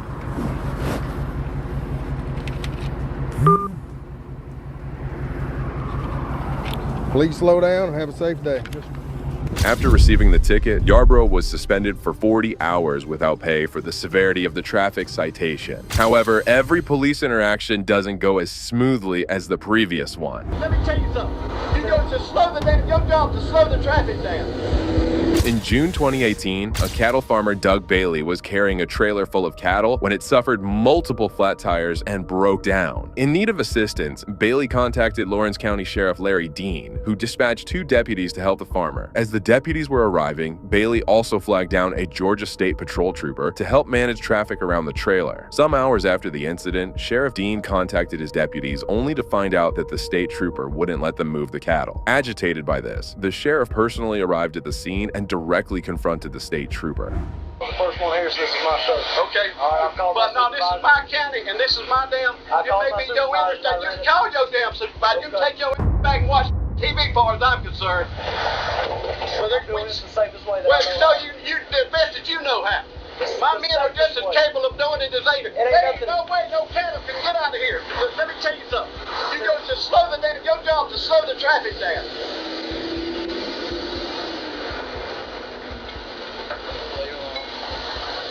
The farmer later explained how hot it was, and it was being really difficult for the cattle to be in this condition. The sheriff's anger wasn't coming down, as he continued to fume at the trooper. There ain't no difference in backing that trailer. There ain't no difference in bringing a damn wrecker out here and got to turn around.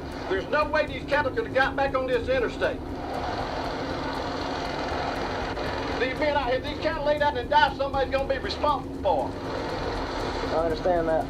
All these lives from down there stay right here. That's right. All these lives, they're not on you, they on me. They on me and this man right here. If I say for them to unload them cows, somebody hits the cow. Well, I'll tell you what. If I want to unload the cattle, I'll unload them on that damn trailer right now. Hey, Sheriff, give me a first. Can I talk with you for a second? That's all right. I'm telling you. They done got these damn cattle off the interstate. Well, the trooper did stay calm and silently listened to what the sheriff said to him. Moments later, the sheriff started talking to his deputies in an attempt to help the farmer remove his cattle. Trailer's been broken down for about 2 hours. They wanted to upload all these cows right here on the shore of the interstate and try to load them in that trailer over there. Sheriff, I told them no. I said, we got a record coming, we got somebody coming to jack it up, get your spare tires on. Sheriff called his sergeant, told his sergeant to come out here and tell him to unload them. Sergeant came out here and told his deputies to unload them. I said, no. I said, I've already called my corporal, we ain't doing it. And now Sheriff just came up here and wanted to show out. He told me I could get out of his county and go watch TV. I'm real hot right now. Yeah, absolutely. I'm proving I hit the button. Yeah, it's on.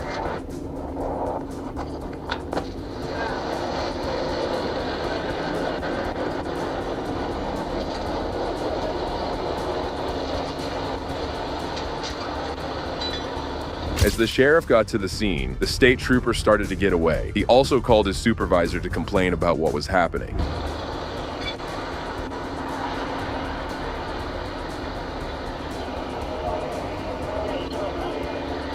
Yeah, I need you out here.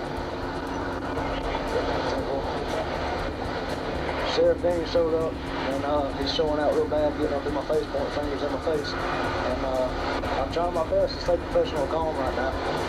But he's telling me to get out of his county and go somewhere else.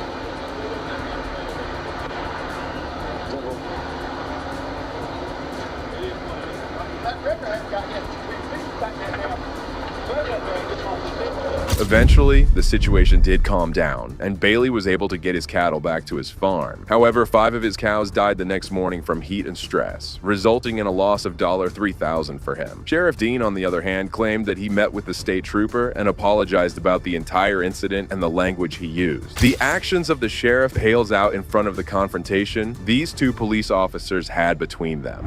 Shut your mouth. You don't talk to me like that. I'm not your boy. Talk to you, boy. You a thank you. On June 24th, 2022, Sergeant James from the Hiawassee Police Department was out patrolling when he saw a driver speeding and driving recklessly. Soon, the sergeant activated his sirens and pulled the guy over. Good evening. How are you doing? Doing well in yourself? I'm doing all right. What's your hurry? You're very recklessly from the city all the way here, man. In and out of traffic, not using turn signal. Man, I watched you. It took me this long to catch up to you. I'm sorry. You were 70 plus. I didn't think I was that bad. I checked you at 65. I'm sorry. What's your hurry? I gotta get my medication. You gonna try to kill people over medication? No, well, it helps with my anxiety. If that car in front of you would have slammed on brakes, you would have caused a wreck right here.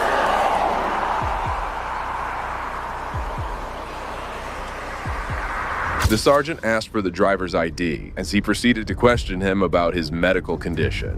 What kind of medication is it? It's for bipolar and anxiety.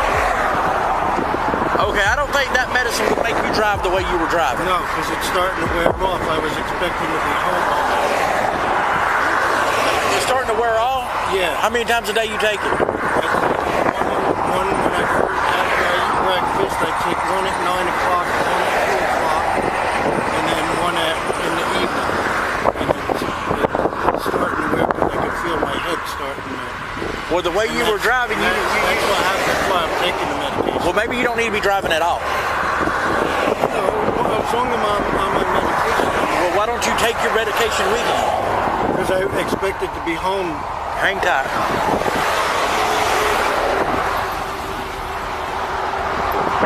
The sergeant returned to his police cruiser, where he wrote a speeding ticket and went over to give it to the driver. However, just as he was about to leave the scene, Sheriff Ken Henderson attempted to talk to the driver, thus purposely interfering with his traffic stop. Agitated by this, the sergeant went over to confront him, leading to a massive brawl.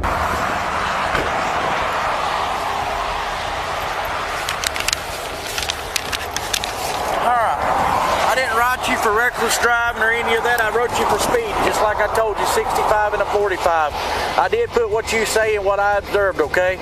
Your court date is August 8th. All right, watch coming through town like that, man. Traffic's heavy, okay? All right, be careful. Sir, got a question. There's one you come on. Inside the city or out here? Just right here. Okay. Go pull the video at Valero. You get on my traffic stop again, I will arrest you. Yeah, I'll arrest you right now. Do it, buddy. And we're gonna do it. Charges do it. Your ignorance. Do it. Do it, Ode. Go for it. Do it. There's cameras at Valero and there's cameras at Napa that see you pulled out. Shut your mouth. You don't talk to me like that. I'm not your boy. Talk to you, boy. You are. Thank you. Thank you, sir. Everybody. Thank you. Thank you. Count 302, status check. This heated exchange clearly shows a rift between the police department and the sheriff's office. Soon after the incident, the Hiawassee police chief apologized for the incident, noting that the department would continue to work for the public. As of now, there haven't been any internal investigations into the matter, and none of the officers have been confronted about this. And this time, we have a police officer going head-to-head with a security official. Shut the hell up. You're not getting front of the line pass. You accused us of assault. And why don't you want to talk? Now you're not. In August 2022, YouTuber Benjamin, more commonly known by the name Lofe, visited the Valley Fair amusement park in Shakopee, Minnesota, alongside another YouTuber to do some pranks and make content for his next video. Everything was going perfectly before he went over to confront a lady who he claimed had cut the line to a ride. Dude, she's cutting in line. Why'd you cut the line? Huh? Why'd you cut the line? I'm talking to my cousin. No, I'm not going on a ride. No, I watched you though. You cut the whole line. I'm talking to All my these cousin. people are waiting for their kids to get off. They're not in line. No, but I've been waiting this whole time. This is You can't get on here anyway. You too tall. What are you talking about? Yes, I can. No, this one. You can't get on this ride. You too tall. Are you discriminating against me because I'm tall? Hey, this dude. You know him? I mean, you can ask him, but he's not gonna let you on the ride. You too tall. No, but some of us are waiting and like out there all day, and she just cut the line. You say I'm discriminating. All of these parents are waiting for their kids to get off the ride. None of them are waiting to get on the ride. None of them are waiting to get on the ride. There is no line. The two ladies didn't seem to enjoy the YouTuber's prank and went over to complain about this to the security. However, what Lofe didn't expect was that the lady would go on to falsely accuse them of assault. Over at the kids area recently. The kids area? We had a description of, well, two white guys and a black guy. I'm half white. I'm sure the victim didn't really take it The victim? test too. Sexual assault. What? They said, yeah, you guys grabbed her. You had a camera. That's why I'm thinking that camera. We grabbed her? Whoa! Who? We're gonna go take you guys back so she can see if she can identify you, and then we got SPD coming too. So we're just gonna. What are you talking? Who did we grab? I just got the report. So this just got blew way out of proportion, yo. Grab? Blew out of proportion. Were you there? Talk about sexual Who assault. did we grab? We don't even know we don't even know who you're talking about. That's fine. You fit the description. Are you a cop? No, I'm not a cop. All right, I'm leaving. Suddenly, the mood started to shift for the YouTubers, as they had not done anything like that. The security official even alerted the cops who were on their way, and both of them were escorted out of the park. Yeah, so we'll leave the park then. I'm not staying here with people like accusing us of. So what did we do? We're gonna bring you up to the front, and then we get the person to come see if they can identify you. Yeah, she grabbed. Dude, she touched us. So now you were there. You just said you didn't have anything to do with it. Yeah, we were there. We didn't grab anybody. It's all on camera. Detective, dude, why are you so mad? Because you're walking away from me. You guys just admitted you were there. We're not under arrest, so I don't need to listen to you. We didn't do anything. We didn't do. We literally have it all on video. Okay, well then you have nothing to worry about. What you want to do is have small talk. I'm asking you a question. What are you doing? Why is there 3 of them? You guys brought out the whole Avengers for this. Come over here in the security office. Why don't we not? Well, if you're innocent, I'll tell you what. Why don't we not? You're not getting front of the line pass. You accused us of assault. And why don't you want to talk? Now you're not. Now you're gonna apologize. This is private property. Oh, okay. I'll step up. At this point, you're literally harassing her. Weapons of any kind. I don't give. You bring. No, you should. How is she scared? Oh my God. She said 3 people assaulted her. There is no way. Get out of here. Shortly after all 3 of them are escorted out of the park, an officer from the Shakopee Police Department arrives onto the scene and starts investigating the matter. Both of the YouTubers appear visibly frustrated at this point, as they were unfairly targeted by the accusation. Hang on a second. So anything the problem? Yeah. So what's going on today? They walked up and accused us of assault. We have the whole thing on camera. We didn't do anything. Okay. I don't know much. I'm just trying to look into it, trying to get both sides of the story too. You're worried about recording. Everything's recording right here as well. Are we under arrest or? No, we're just being. So we can leave. We can leave then. You're being detained. Really free to look into something. If you Okay. want to get rough like that, I'm not getting. I'm not getting rough. You have an ID with you. Yeah. Break it out. Why are we being detained? We're looking into something right now. I don't think we committed a crime for us to be asked questions for IDs and stuff. So are we free to go? Well, then you can go to jail if you'd like, if you're not going to identify yourself. I'll identify myself, but like I'm confused. I don't have no idea. Difficult, that's fine. We can do that. I'm not trying to be difficult. I'm really not. Okay.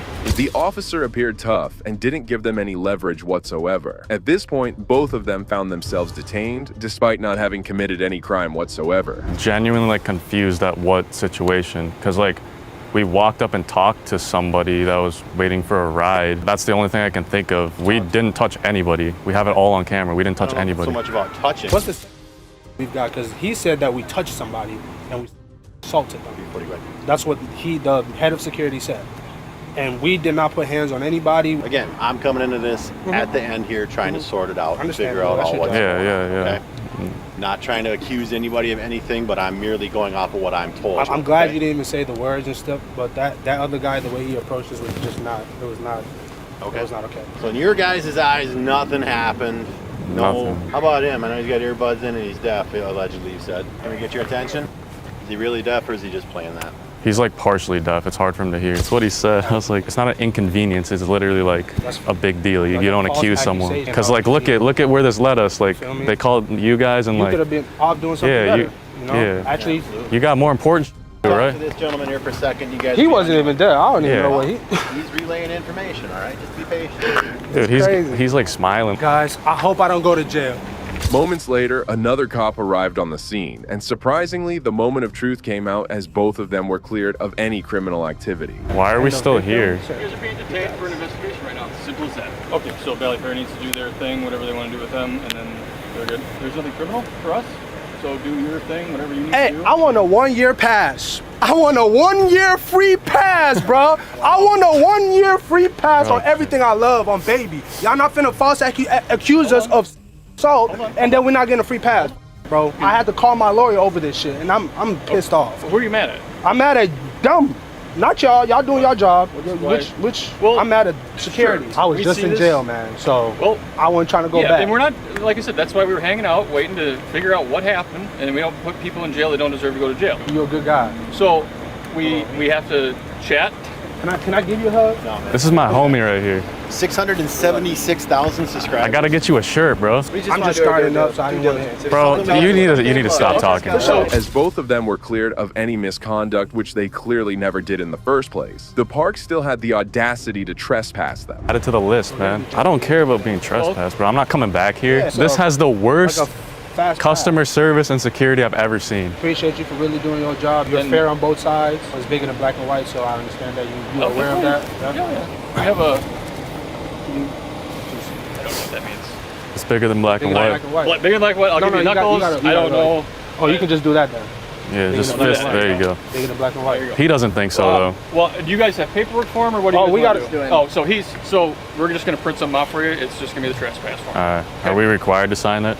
I don't think we do. Can I take a picture with you guys? Or if I do come back. That would be a cold picture for Instagram. He's got to be in it too. They seem like the guys that didn't pass the police academy. I can't speak for them, but like you know that failed the police academy. Reserved.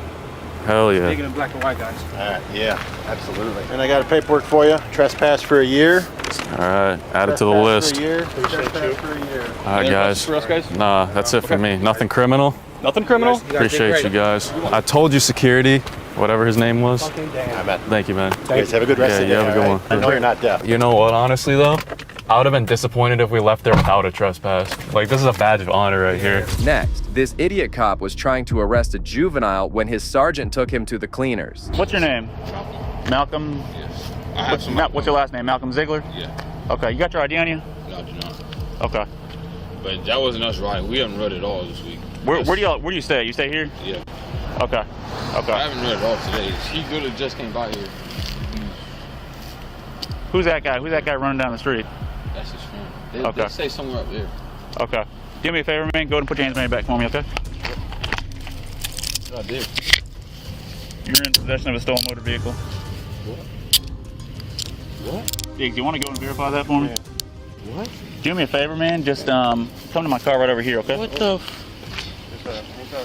Can I get the bill of sale and show you that I bought it? Yeah, we'll get all that taken care of, man. But what I need to do is just hang tight for me right here, okay? It didn't take long for this hillbilly, lazy, and unprofessional cop to place this minor under detention for outright grand theft auto. Clearly, he had no regard for the kid to at least give him the benefit of the doubt. So here's what's going on, okay? So that vehicle's been entered as stolen. What? Okay. Which one? The dirt bike right over there, the Suzuki. So I know you've been trying to sell it on Facebook Marketplace. Yes, sir. Okay. It's been reported stolen. It's been entered as stolen. So right now, you are in possession of a stolen motor vehicle. Well, can I show you the bill of sale from where I bought it? Absolutely. You can definitely show me that. Right. I mean, I did not steal it. I can show you. Where's the bill of sale at? I think it's in my house somewhere. Okay, so here's what's going to go ahead and happen.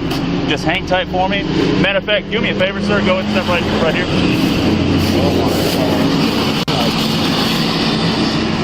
57 Fuquay, 2 males, 1095. So I have to go to the police station? Yeah, just hang tight, hang tight.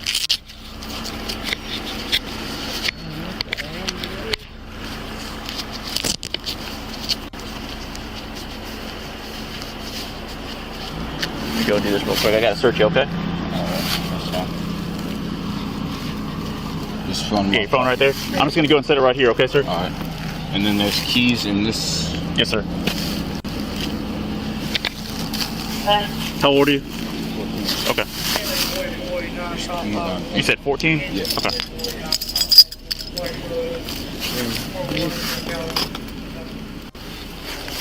In my airport. Yeah. We'll take one for you. Even after learning Ziegler's age, he doesn't have much remorse, as he cupped his hands and conducted an unlawful search. All right, sir, do me a favor, separate your feet for me. Go and look at me real quick. Open your mouth up, sir. Tongue up and down. I appreciate it. And then I want you to do that one more time for me. You guys good? I mean, yeah, they're in the house. Can you ring the doorbell and tell my dad to get that bill of sale somewhere in the house? Okay. Y'all knocked on the We're about to take care of that, sir. Okay. All right. We're going to take care of that. All right, good. Okay. Appreciate it. Sir, can you open your mouth, tongue up and down? Appreciate it. Mid-search, a concerned neighbor pulls up and tries to determine whether everything is okay. Ziegler tries to direct them to help him out, but the cop took control, telling them to leave. Sir, do me 1 second. Squat down slightly, okay? I'm just going to do this real quick, okay? All right. So what I'm going to have you do, I'm just going to have you take a seat right here. Okay, I'm going to open the back of the... Okay, get the police car. Just take a seat for me right now, sir. We're not leaving, going anywhere yet. I just want to get you seated. That way you're not standing around out here, okay, on the street. You okay? The handcuff. What's going on? The handcuff. All right, step out. I'll fix them for you. Great. What's going on with them? The right one. It's like real. Oh, I got you. Okay. All right, just hang tight for me. There we go. And sir, let me just do this real quick. That way I don't...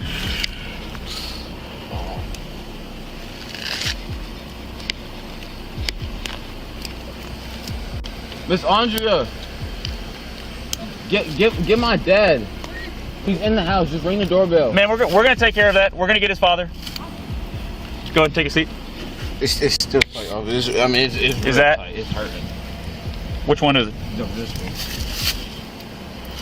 What was surprising was that these cops should have gotten Ziegler's father involved from the very beginning, considering Ziegler was a minor and should not have been subjected to such trauma. But this ruthless cop couldn't care less, giving him the full criminal experience for being absolutely innocent.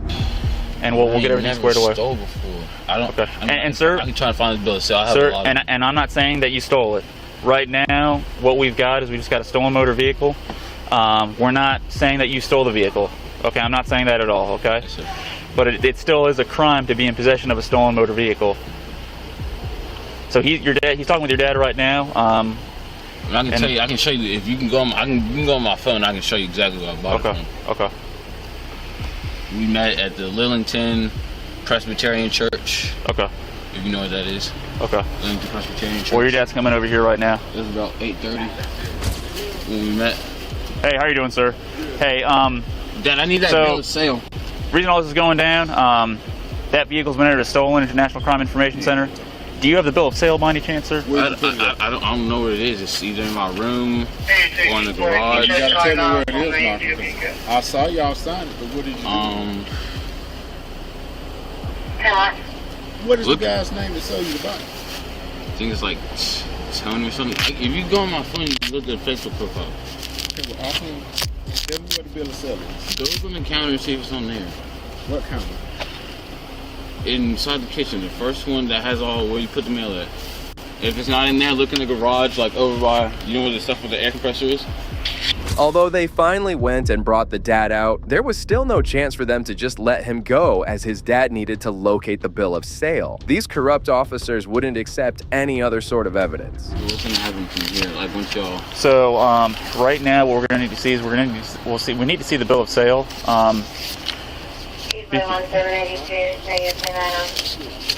Right now, what I'm trying to get taken care of, with you being in possession of that, I mean, it's still technically possession of a stolen motor vehicle. But obviously, if there is a bill of sale and if what you're telling me is true, then we certainly are willing to work with you. And well, I mean, I'm guessing y'all gonna take this. Am I like take the bike? Am I gonna get my money that I spent on the bike? Well, back? So right now, my man, one step at a time. What I need to do is I need to grab some information from you. So. Okay. The cop continued with his usual procedures as if it was just another case that he was working on. He pulled out his notepad to get even more information from Ziegler. What's preposterous is how they blindly trusted someone over Facebook Marketplace who had marked it as stolen to begin with. With you being a juvenile, the process is a little bit different as well too. So we're not going to take you to jail or anything like that. I just need to speak with this officer, see what he's got. They're working on getting that bill of sale, and then we'll move forward from there, okay? Okay. Is there any way you're able to go on my phone so like I can show you like where I met up with the dude at and everything? So, just hang tight for me. Right now they're checking out the bill of sale. After we get all that squared away, we'll work with you, okay? Dad, there's multiple of them. There's a few different ones. That's what I'm saying. It's either going to be on the counter that has all the mail or it's going to be in my room. Where in your room, son? If it's in my room anywhere, it's going to be as soon as you walk, like when you go in my room, it's either going to be on the nightstand. But I'm pretty sure I put that one on the counter where the mail goes. Sir, do you have any copies of anything? I see you got something right there. These are ones he just filled out. Okay. Because he was going to sell it. Fairly obvious that Ziegler is really worried and even scared at this point, but the officer is still unable to do much to calm his nerves down. All he cared about was the bill of sale. What I would ask him, though, is how people who are thieves comply. That's what I'm asking. Where is that one at? Didn't the guy? Didn't y'all sign one? Yes, she did write one. Look by the... I'm pretty sure it's on the counter by where you put the mail at. Did you look on there? In the bin? No, it would. I don't think it'd be on the bin. It'd be somewhere right there. And do you need the dude's phone number that I bought it from? So I can give you his phone. Just hold off on that for right now, okay? And we'll move forward with that in a little bit. Ziegler did and suggested everything possible to this rogue officer in order for him to believe him and try and work something out in order to prove his innocence. But does this cop care? Not at all. Hey, is he detained or is he? He's detained right now because he is. He's 14. He's 14. Yes. Okay. So I already explained to him he's detained right now. I told him that. So why is he detained? Because that's a stolen motor vehicle. At this point, another partner arrived and tried to talk some sense into the controlling officer by giving him the facts of the situation and how the law does not support his actions upon a juvenile. So this ultimately proved that this entire exercise was unnecessary, not needed, and just imposed trauma on an innocent 14-year-old. Question for you. So supposedly, I know they're working on getting the bill of sale right now. I haven't asked him any questions, but he's been running his mouth. He said that he got it from some guy off in Lillington, okay? My whole thing is, I know legally he can still be charged. Yeah. If he's got a bill of sale, me personally, yeah, I have grown up racing dirt bikes, buying four-wheelers. I got 3 four-wheelers at the house now. Yeah. I've never once had one run until I was a cop. Yep. Most people don't even know how to tell if one's stolen or not, besides you get a bill of sale and you think it's not stolen because you got a bill of sale and that VIN matches and you're on your way. Yeah. Diggs caught this guy for it. That's what he buys. He buys bikes that has problems, fixes them, sells them, flips them. That's what he does. The other cop actually turned out to be the officer's supervisor, and he was not giving him an easy time at all since he was relating to the boy and his passion for dirt bikes. So at this point, the officer does not know how to win this losing argument. if he's got a bill of sale, I mean, You want to go with the petition? huh? If basically what you're saying is if he has a bill of sale, you wouldn't end up filing the petition. No, but have him, talk to Lake County and try to Yeah, figure of out course. who he got it from and not. Hey, where all do you think that You bill can of keep sale step out. might be at? So you can step out. We're going to take the handcuffs off. Yeah. Where all do you think that bill of sale might be at? After getting grilled like that by his superior, the officer wasted no time in getting the cuffs off of Ziegler. I usually put them on the counter in my room. I look for the desk. Hey, we can go in there with him. Ultimately, Ziegler was let go, and he did manage to produce a bill of sale to prove his innocence as well, only shedding more light on how poorly and distastefully the initial officer had handled the whole situation considering Ziegler's age. Well, this cop got corrected by his seniors, but the way this next tyrant's ego was shattered was satisfying to see. Yeah, it's okay, Eddie. I apologize. It fell out. Get on your knees, put your hands behind your back. Sir? What the f are you doing? Sir, Dude, sir. Let go of my phone, man. Not trying to hurt you. Don't want to scare you. I'm really sorry for the confrontation I had in front of your child. In December 2020, Detective William Thorogood of the Metro Nashville Police Department found himself in a difficult position as he was staring down the possibility of him getting fired from the only proper job he's ever known. This is especially true when video evidence of his behavior with a homeless person, Jeremiah Payne, in front of his family had surfaced. Stop. Yeah, it's okay, Eddie. I apologize. It fell Get out. on your knees, put your hands behind your back. Sir? What are you doing? Sir, Dude, sir. Let go of my phone, man. Sam, take my phone. What are you doing? Hey, we're Get homeless. Get back. Fuck Get off back. me. Get Hey, back. we're homeless. You ain't a cop, man. And we're just walking. Show me your bag. We're just walking the coast. What the man, I didn't do nothing. All I did was your name and badge. Am I gonna have a problem with you? No. You smashed my phone. Okay, calm down. Calm down. Can we please just walk off? Can you please let me to fuck? No, stop. No, you stop. me back. Stop. Give me my phone. Give me my phone. Take your phone. Please Listen to stop. We're just trying to walk the coast. What is wrong with you, dude? We observed that William was not in his usual police attire and was instead in his normal street clothing as he was off duty. But he was still bossing people around like the tyrant he is with the uniform on. No, don't go. Stop. Not detained. Stop. Look, we're just trying to walk. I'm not being detained by you. Doesn't get hit. Yes, we're just trying to walk the Get coast. out of the road so your kid doesn't get hit. We're just trying to walk the coast. Guys, please. We're just trying to. You at me, dude, and it's on video. Charlie. Stop. No. We tried that. Okay. Call the cops. They're not gonna do nothing, cause I didn't do nothing wrong. You was me. I need an officer at 400. Yes, I was. You get the buggy. Okay. I don't want your dad to go to jail either, so stop. Get in the buggy. Come on. It's okay. It's okay. See what you're doing to my daughter, dude? You tyrant piece of. We're just trying to watch your phone. He's being very disruptive. Oh, because he just attacked me. Come here. I have it on video. Stay out of it. Jeremiah, stop. Jeremiah, just stop. It's not worth it. Let's just go. My name's William. Oh my God. William is his name. I'm just trying to watch the drug. From me. Stay away from me. I would just like to watch the program. No, we're leaving. No, you're not going You're anywhere. not a cop to detain me. Wait for the police officers. You are not a cop. Hey, he's trying to kidnap me. Help! Yeah, Help! He's trying to say I'm kind of kidnapping now. He's trying to hold me against my will. It was obvious that William had come out with purely bad intentions. He knocked him to the ground and placed a knee on his chest while telling him he was detained and he would be in cuffs if he had them with him. Let's just go. No, don't go. Stop. Not detained. Stop. Look, we're just trying to watch. I'm not being detained by you. Doesn't get hit. Yes, we're just trying to watch your phone. Get out of the road so your kid doesn't get hit. We're just trying to watch your phone. Guys, please. We're just trying to. You assaulted me, dude, and it's on video. Charlie. Stop. No. We tried that. Okay. Call the cops. They're not going to do nothing, because I didn't do nothing wrong. You was. I need an officer at 400. Yes, I was. It. You get the buggy. Okay. I don't want your dad to go to jail either, so stop. Get in the buggy. Come on. It's okay. It's okay. See what you're doing to my daughter, dude? You tyrant piece of. We're just trying to let you come. He's being very disruptive. Oh, because he just attacked me. Come here. I have it on video. Stay out of it. Jeremiah, stop. Jeremiah, just stop. It's not worth it. Let's just go. My name's William. Oh my God. William is his name. I'm just trying to watch the program. Get the fuck away from me. Stay away from me.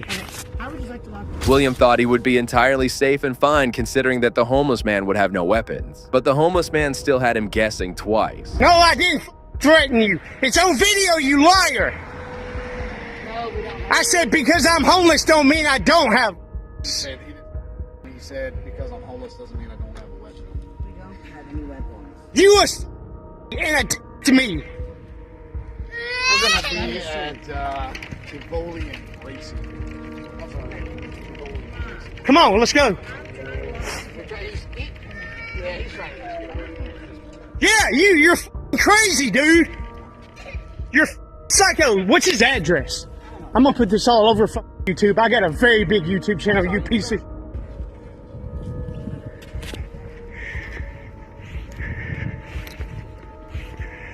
Let's get his plate numbers on his truck. Jeremiah Payne is my name. Tell them. They know who I am. And they know what I do. You're going to jail. My name's Jeremiah Payne. Birthday 5378. Is anything else you want to know? The cops are coming from out of town. You know that. Yeah, they're coming. I'm gonna stay because he's going to jail. I have it on video. He is and identified as a cop. Okay, don't do it. That's not nice. No. Sam, get back. Walk away from him. He's crazy. Put a hand on it. I don't know. Really? Does he have any weapons on him? It's none of your business. You We can tell from the child's genuine reactions in the background as she mimicked and tried to support her father in any way possible that if William had treated this family better from the start, there would be no need for involving the cops. Which what in the bag of trash was a bag of candy? I mean, Yeah, all because I pulled my camera out and asked your name. You I'm sorry, I can't hear the dispatcher. Then you back to your house and leave me and my family alone. All right, look, can you just talk to me like a normal human? No, dude! You attacked me! You're going to jail! What were you asking me? What were you asking the dispatcher? Hey. He's got a wife and a child with him. This guy just... It's on video! Okay, calm down, dude. You don't have to. Don't walk towards me, man. Get up here. Don't walk towards me, man. Hey, just sit right there. Yeah, like you out of the road.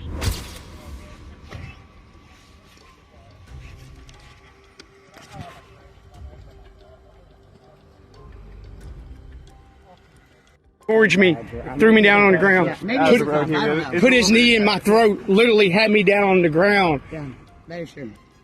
All because I asked for his name and badge number. Hattie Penn said he was going to have him arrested and taken to jail, and I'm like... So I want to press charges on him. I have it on video. Really Would you like to see it? And I don't think you can... Yes, sir. I don't know if you can really arrest him. You should put your hands... Officers showed up after a long wait, with the dispatcher on the phone with William. After hearing his side of the story, they direct their attention to Jeremiah and his family, to which Jeremiah wasted no time in trying to show the video evidence. Is your body cam going? Yes. Okay. Jeremiah. Is that your name? Mm-hmm. Okay. Detective William Thorogood with Metro Police. Okay? Okay. All right. I'm not trying to hurt you. Don't want to scare you. I'm really sorry for the confrontation I had in front of your child. Okay? I feel really bad about that. And I just want to apologize to you. So I am sorry for upsetting your kid, especially around the holiday season. So Yeah, because she's never going to forget that now, and she's going to look at cops as pieces because of you. you're absolutely right. I'm taking that into consideration. Apologize to you. I try to teach my kid that not all cops are bad. There are good cops, and then you come out and like I'm trying that. to be a good one, so please just hear me out, okay? Jeremiah. All right, can you hear me out? I hear you. All right. Let me just swallow my pride here and say I apologize for upsetting you and your family, okay?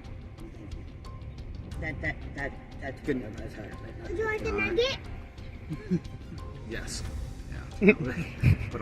I'm not going to take for you guys during the holiday season, okay? So, I'm trying to be man enough and apologize, which is a hard thing for cops to do. And I just hope that, It don't matter if you're a man cop enough or and not. accept my apology. It's a hard thing for I just anybody. didn't like the litter in my yard. That's all. That's all. She didn't mean to drop it, but to really is go bad to that behavior. extent because I pulled out my phone and asked you for your name and badge number, really? Come on now. That's being. I get that. No, he's right. But that's being a tyrant. Now that William realized that he was on the wrong side of the interaction, and for once had been caught on the wrong side of the law, it was scaring him. This empathy and care was entirely fake and something he had to make up, just so Jeremiah wouldn't pursue charges. 100%, you're right, and I apologize. And I want you to understand how hard it is for me to. Oh, I know how hard it is for cops. I know. I'm a First Amendment auditor. I know. All right, well, we need more people like you in this world. She said you wanted get that lady brought I'll her. extend my hand to you if you're man enough to shake it. Oh, I'm man enough to shake your hand. Is it alright if we leave it at that, sir? Or? Yeah. I'm still going to post a video, though. I mean, That's your legal right. I'm Yeah. not going to stop you from doing that. Yes, sir. I have a body cam just like them. I post videos all the time. I'm just saying. I think you got some videos of you before, so. Video I didn't want, but yeah. But Yeah. I was there for you. Yeah. We're still looking for him. They know your name. Are you? I don't know if that's- I mean, he works right there at Waffle House. I've told several officers that he's in there every afternoon. We went there that day and we couldn't find I know he went into the freezer probably because the boss woman there, Valerie, she will protect them and tell them to do that. Yeah. We're gonna get him. Okay. I hope you do. I hope you Yeah, I do. really hope you get that dude. That's a totally different conversation. Okay. Let's go to the grocery store and get food. That's where we were going. That's where we were headed. Let's You go. good with everything, sir? Yeah, I'm good. For the record, you're Brown. You're 742. 713 Giantonio. Gentonio. Okay. Thank you. All right. All right. I really do, brother. All right, man. Come see me when they leave, okay? We'll talk. All right, man. Well, thank you. Thanks, man. Y'all be safe. All right, bro. If you want to open my car, I'll get her a sticker. All right. Thank you, guys. Ultimately, though, since it was the holiday season and things were getting heated and difficult for everyone involved, there just needed to be some release. Williams supposedly tried to swallow his pride by apologizing, and Jeremiah was the bigger man to let it go, although he was having a hard time, even during the holidays. He did, however, post the video, which did hit many views and went properly viral over the internet as well. Not to mention the complaint he made to the department. Okay, yeah. Would you mind just walking me through your side of it and tell me what it is that occurred? Yeah, me, my wife, and my 5-year-old daughter were leaving Walmart, and we were walking through that neighborhood, I guess, where he lives. And Skylar, my daughter, dropped a bag of candy. We didn't realize she had dropped it. He comes running out of his house with his badge in his hand, screaming he's a cop, that we're going to be arrested for littering, that we littered in his yard, put his knee into my throat, was literally his knee. Telling me he was going to tell me the same thing. Yeah, so both of us, we couldn't leave. Like, I'm trying to get my 5-year-old out of the situation, like, keep her back from him. I was waiting for him to try to arrest Yeah, me. he did all this within 2 inches of my daughter. Next up, we've got a corrupt cop who made a huge blunder while on duty. Don't say that right now. I said don't say that right now because everything's being recorded right now. On August 14th, 2023, San Diego police officer Anthony Hare arrived at a crime scene to help his fellow officers arrest several people for suspected auto theft. As he arrived on the scene, he noticed a woman resisting the cops. Put your hands behind your back, sir. Thank you. Hey, why are you guys tripping on me? Hey, just listen to him. Put your hands behind your back. There you go. Stay like that. Why are you guys tripping like that? I can't Follow come our out instruction. Listen to him. I can't come out on Put your hands behind your back. Hey, with a nose on my face. Put your hands behind your back. Okay. However, the officers did manage to arrest her as they handcuffed her and proceeded to search her. After everything, Officer Hare was given the duty to escort her to the police station. What's your name, dog? My name is Israel, boy. How you doing? Man, a little scared. What the We'll explain everything to you, man. I know you're gonna explain everything. Just relax, alright? Cool. Hold to your side. Bend your knees. Roll over first, yeah. Roll over. Bend right there. Let me find out. Can you get the other one? Yeah, hold on 1 second. I'm a little heavy. Alright, any weapons?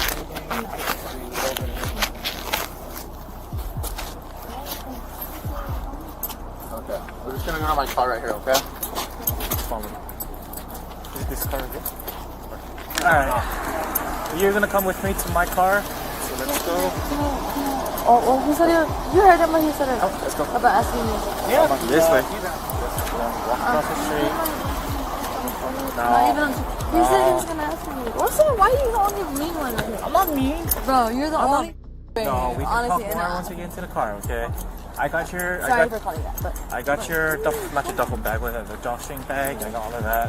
Officer Hare proceeded to make her sit in the back of the police cruiser, and he was asked to take her to the police station and then drive her to the Las Colinas detention center. Surprisingly, something happened on the ride, and the officer had a change of thought. Not really, when you're doing your job, I understand you're doing your job. But, don't hate her like that. I just want to... Go, step inside. Wait. Go.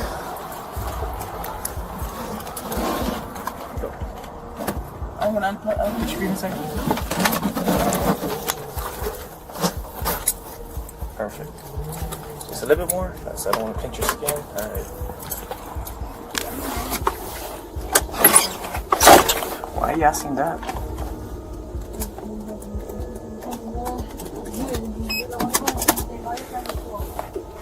What do you mean? I'm cool to you.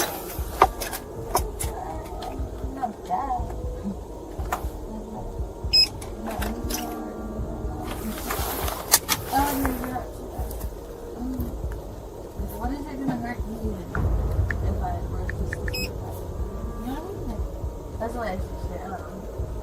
If I were in this, she was like... Head south on Denver Street. Right on Claremont Drive.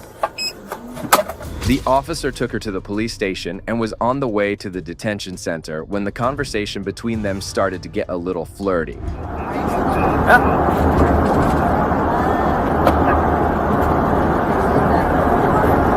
Well, you're not.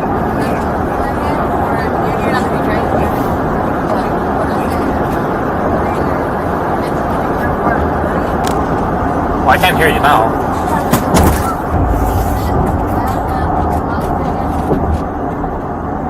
Don't say that right now.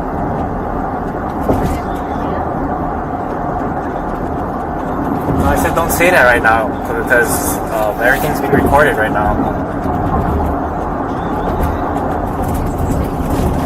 What's going on?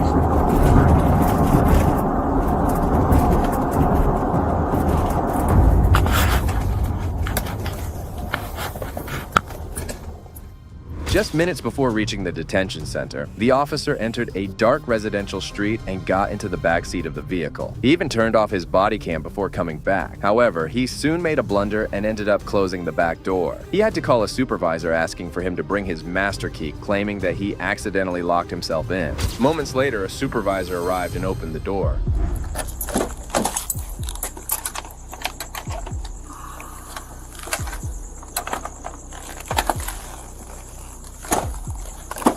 Alright, sir, step out of the vehicle for me.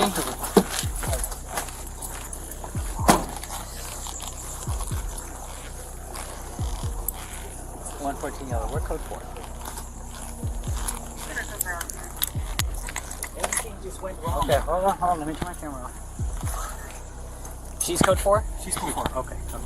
The supervisor arrived an hour later, and all this time, Officer Hare was locked inside the vehicle with the woman. Ultimately, they arrived at the detention center, but things seemed to be looking pretty bad for the officer.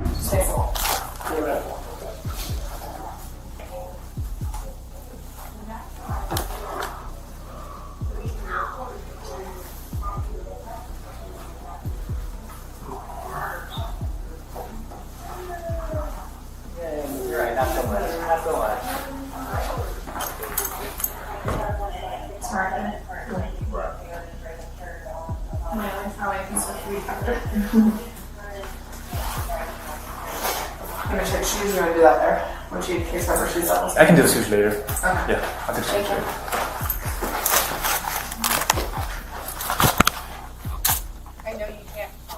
After the arrest, the officers questioned both the officer and the woman who claimed that no activity had occurred. However, the woman did claim that the officer tried to get with her once she was done with the arrest. She also claimed that the officer wanted to meet her once she got out of jail. Some investigators also attempted to reenact what might have happened earlier.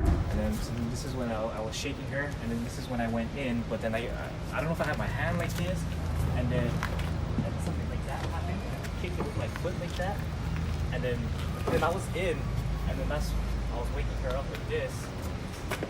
I was like this, waking her up. While I was waking her up, I hear the door click behind me. Okay. Yeah. And then, so yeah, I was like this. And then, when I found out the door was clicked behind me, I positioned myself like this.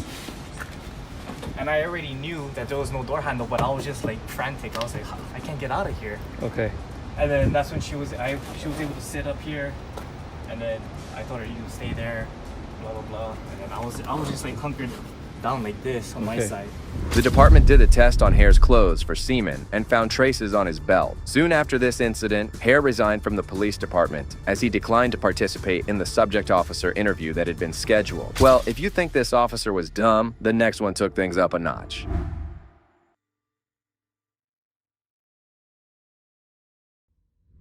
On October 12, 2019, Corporal Jason Klingensmith from the Springfield Police Department decided to pull off a prank with one of his rookie officers. The video posted had no audio, but we'll lead you through it. As the corporal was standing with his fellows, he took off the taser from one of the officers and tried to prank a nearby officer. However, this wasn't enough, as he soon went over to play the prank of a taser bomb on a rookie officer who had just been on the job for 4 months. Taser bomb refers to a prank which means throwing an active taser in someone's lap. Officer Fatih Mutlu-Turk panicked and tried to get out of his car and ended up badly injuring himself. The officers tried to help him, but it was in vain, as he suffered a broken femur due to this reckless behavior. He continued to serve the department after the injury, but eventually changed departments in January of 2024. In June of 2020, Officer Fatih went on to file a lawsuit against the corporal and the city. The officer complained that he had to undergo extensive rehabilitation treatments and suffered from severe pain for months. The officer was charged with battery, and the lawsuit is still under proceeding, and we hope that he ends up paying for this stupid joke. This officer tried to act cool, but the next cop completely acted like a child and ended up losing his job. Where are you headed to, man? My mom's getting married this weekend. Look, man, my dad died in the line of duty. Please, I'm having a rough night. On February 26, 2022, officers from the West Melbourne Police Department pulled over a car speeding at 80 miles per hour in a 45 miles per hour zone. The officer approached the driver and was shocked by his reaction. Hello. Yes, sir. How you doing? Good. So you got your firearm on you? Yep. Okay. Then don't you put your hands down. Deputy Sheriff. Yeah, well, you were going 80 miles per hour. Sorry about that. And I'm going to assume you've had a little bit too much to drink. Yep. 80 miles per hour on Minton Road and the speed limit is 45. Who do you work for? Orange County. Sorry, buddy. That's kind of unacceptable driving pattern. You're under the influence, I can tell already, and you're traveling 80 miles per hour. I'm sorry, man. Can I call a friend? No, man, that's not how that works. Go ahead and put your car in park. It is. 94 unit. Don't, listen. You're gonna have my gun. Where are you headed to? Can I please have someone come pick me up? Where are you headed to, man?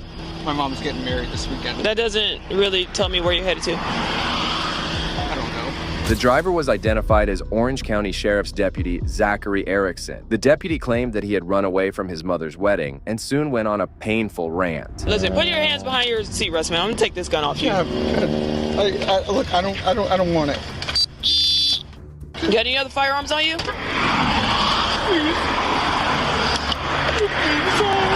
Dude. Dude, you're driving 90 miles per hour, man. Look, I'm drinking out.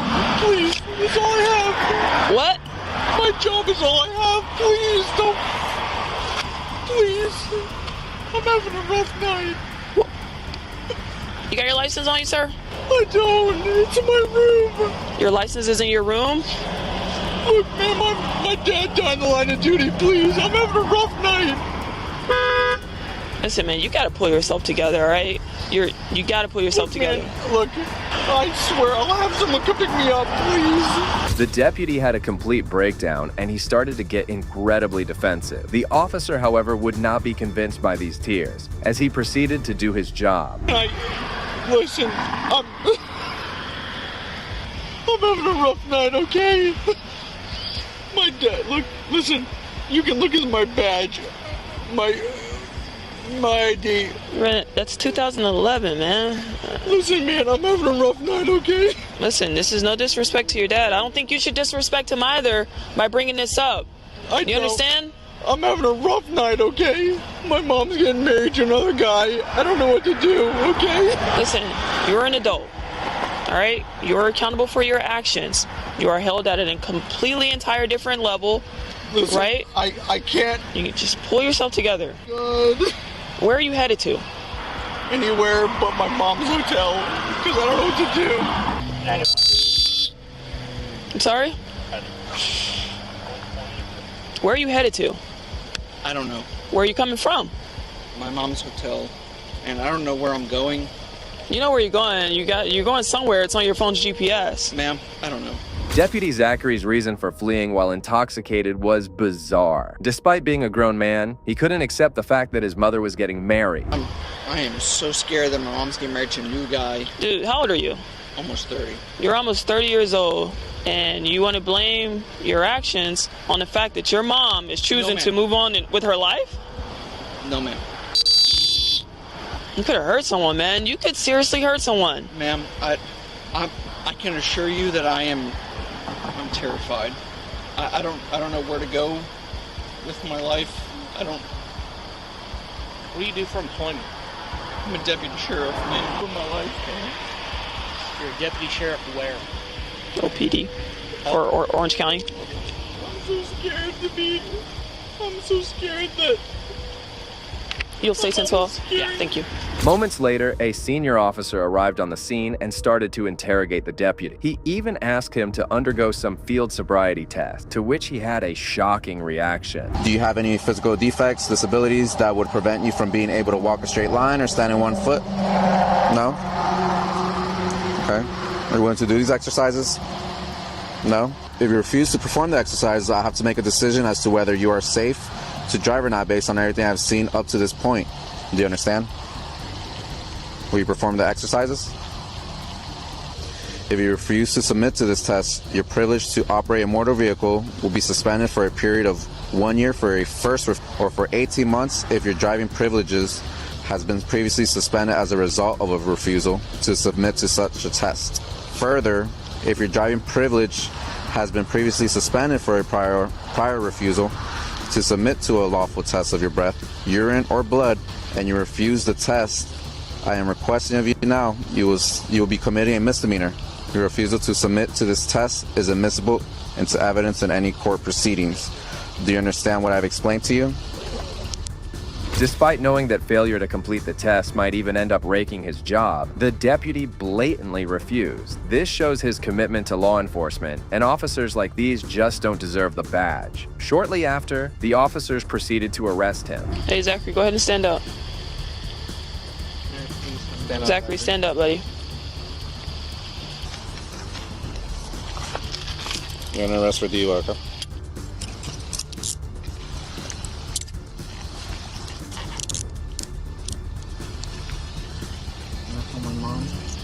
The same mom that you're upset with and you were trying to get so far away from?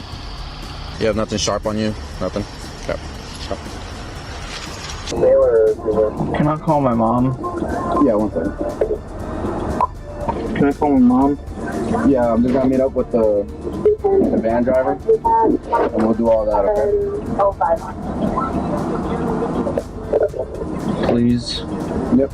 Just after the paperwork or the... Soon after getting arrested, Zachary started to plead with the officer to call his mom. The officer refused, and he kept on coming up with different requests. Please. Please, bro. Come on, man.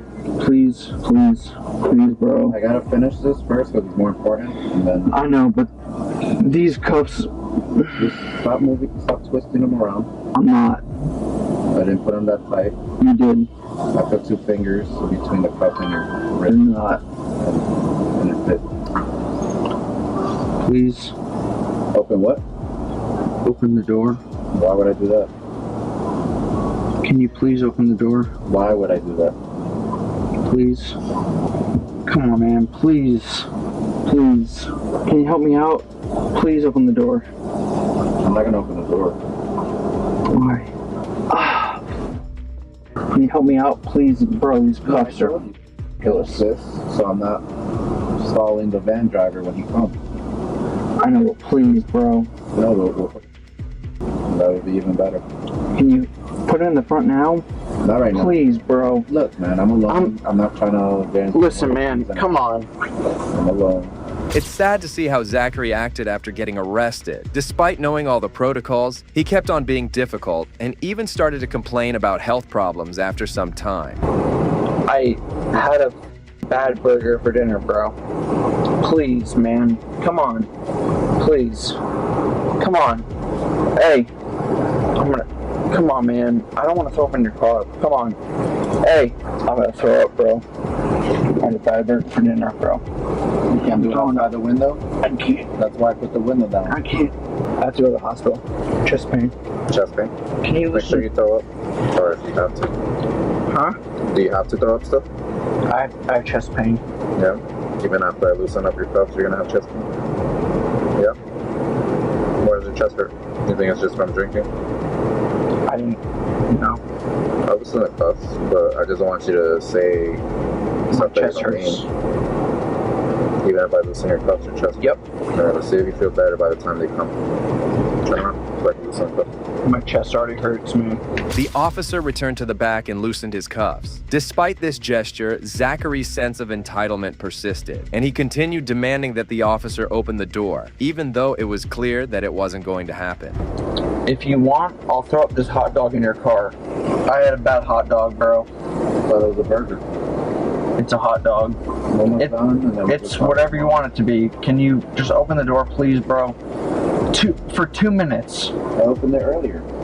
Can you open the door? But I opened it earlier, remember? Okay. I'll throw this hot dog up in your car. Can you... The window's down. Do you want me to... The window is down. Okay, so you want me to throw up in the car? The longer... Listen, man. The longer I take for this paperwork, the longer it's going to take for me to call your mom. You're not going to call my mom anyway. I will. No, you won't. That's no big deal. I just like to finish. You won't. You're not going to call her anyway. Can you just roll the window? Can you just open the door? Were you upset about your mom getting married? I don't. You don't like the guy she's married? Can I be honest with you? I like the guy she's marrying. I just... You don't like your mom?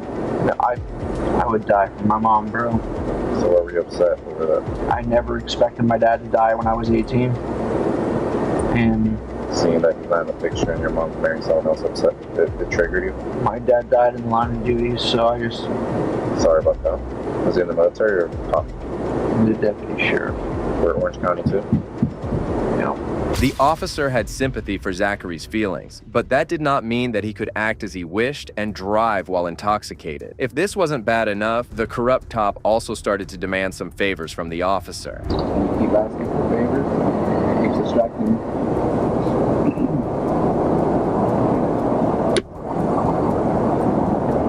Are you gonna call her? Sir? Is everybody in here gonna know that I'm a cop? I'm gonna give them the heads up just so they can separate you or do whatever they gotta do for their policy. Thank you. What kind of rifle is this? Saint. What? Saint. Saint? Saint what? Oh, AR-15. Yeah, the department. Does it hurt your back that far over to type? Well, that brings us to the end of this video. Today we saw cases where police officers were held accountable and put in their place by their superiors. These cops need to learn from their mistakes and make sure these actions never happen again. If you agree with me, please consider showing your support by liking this video and make sure to subscribe to stay informed about future cases like these. Also, if you enjoyed this video, check out the next video here.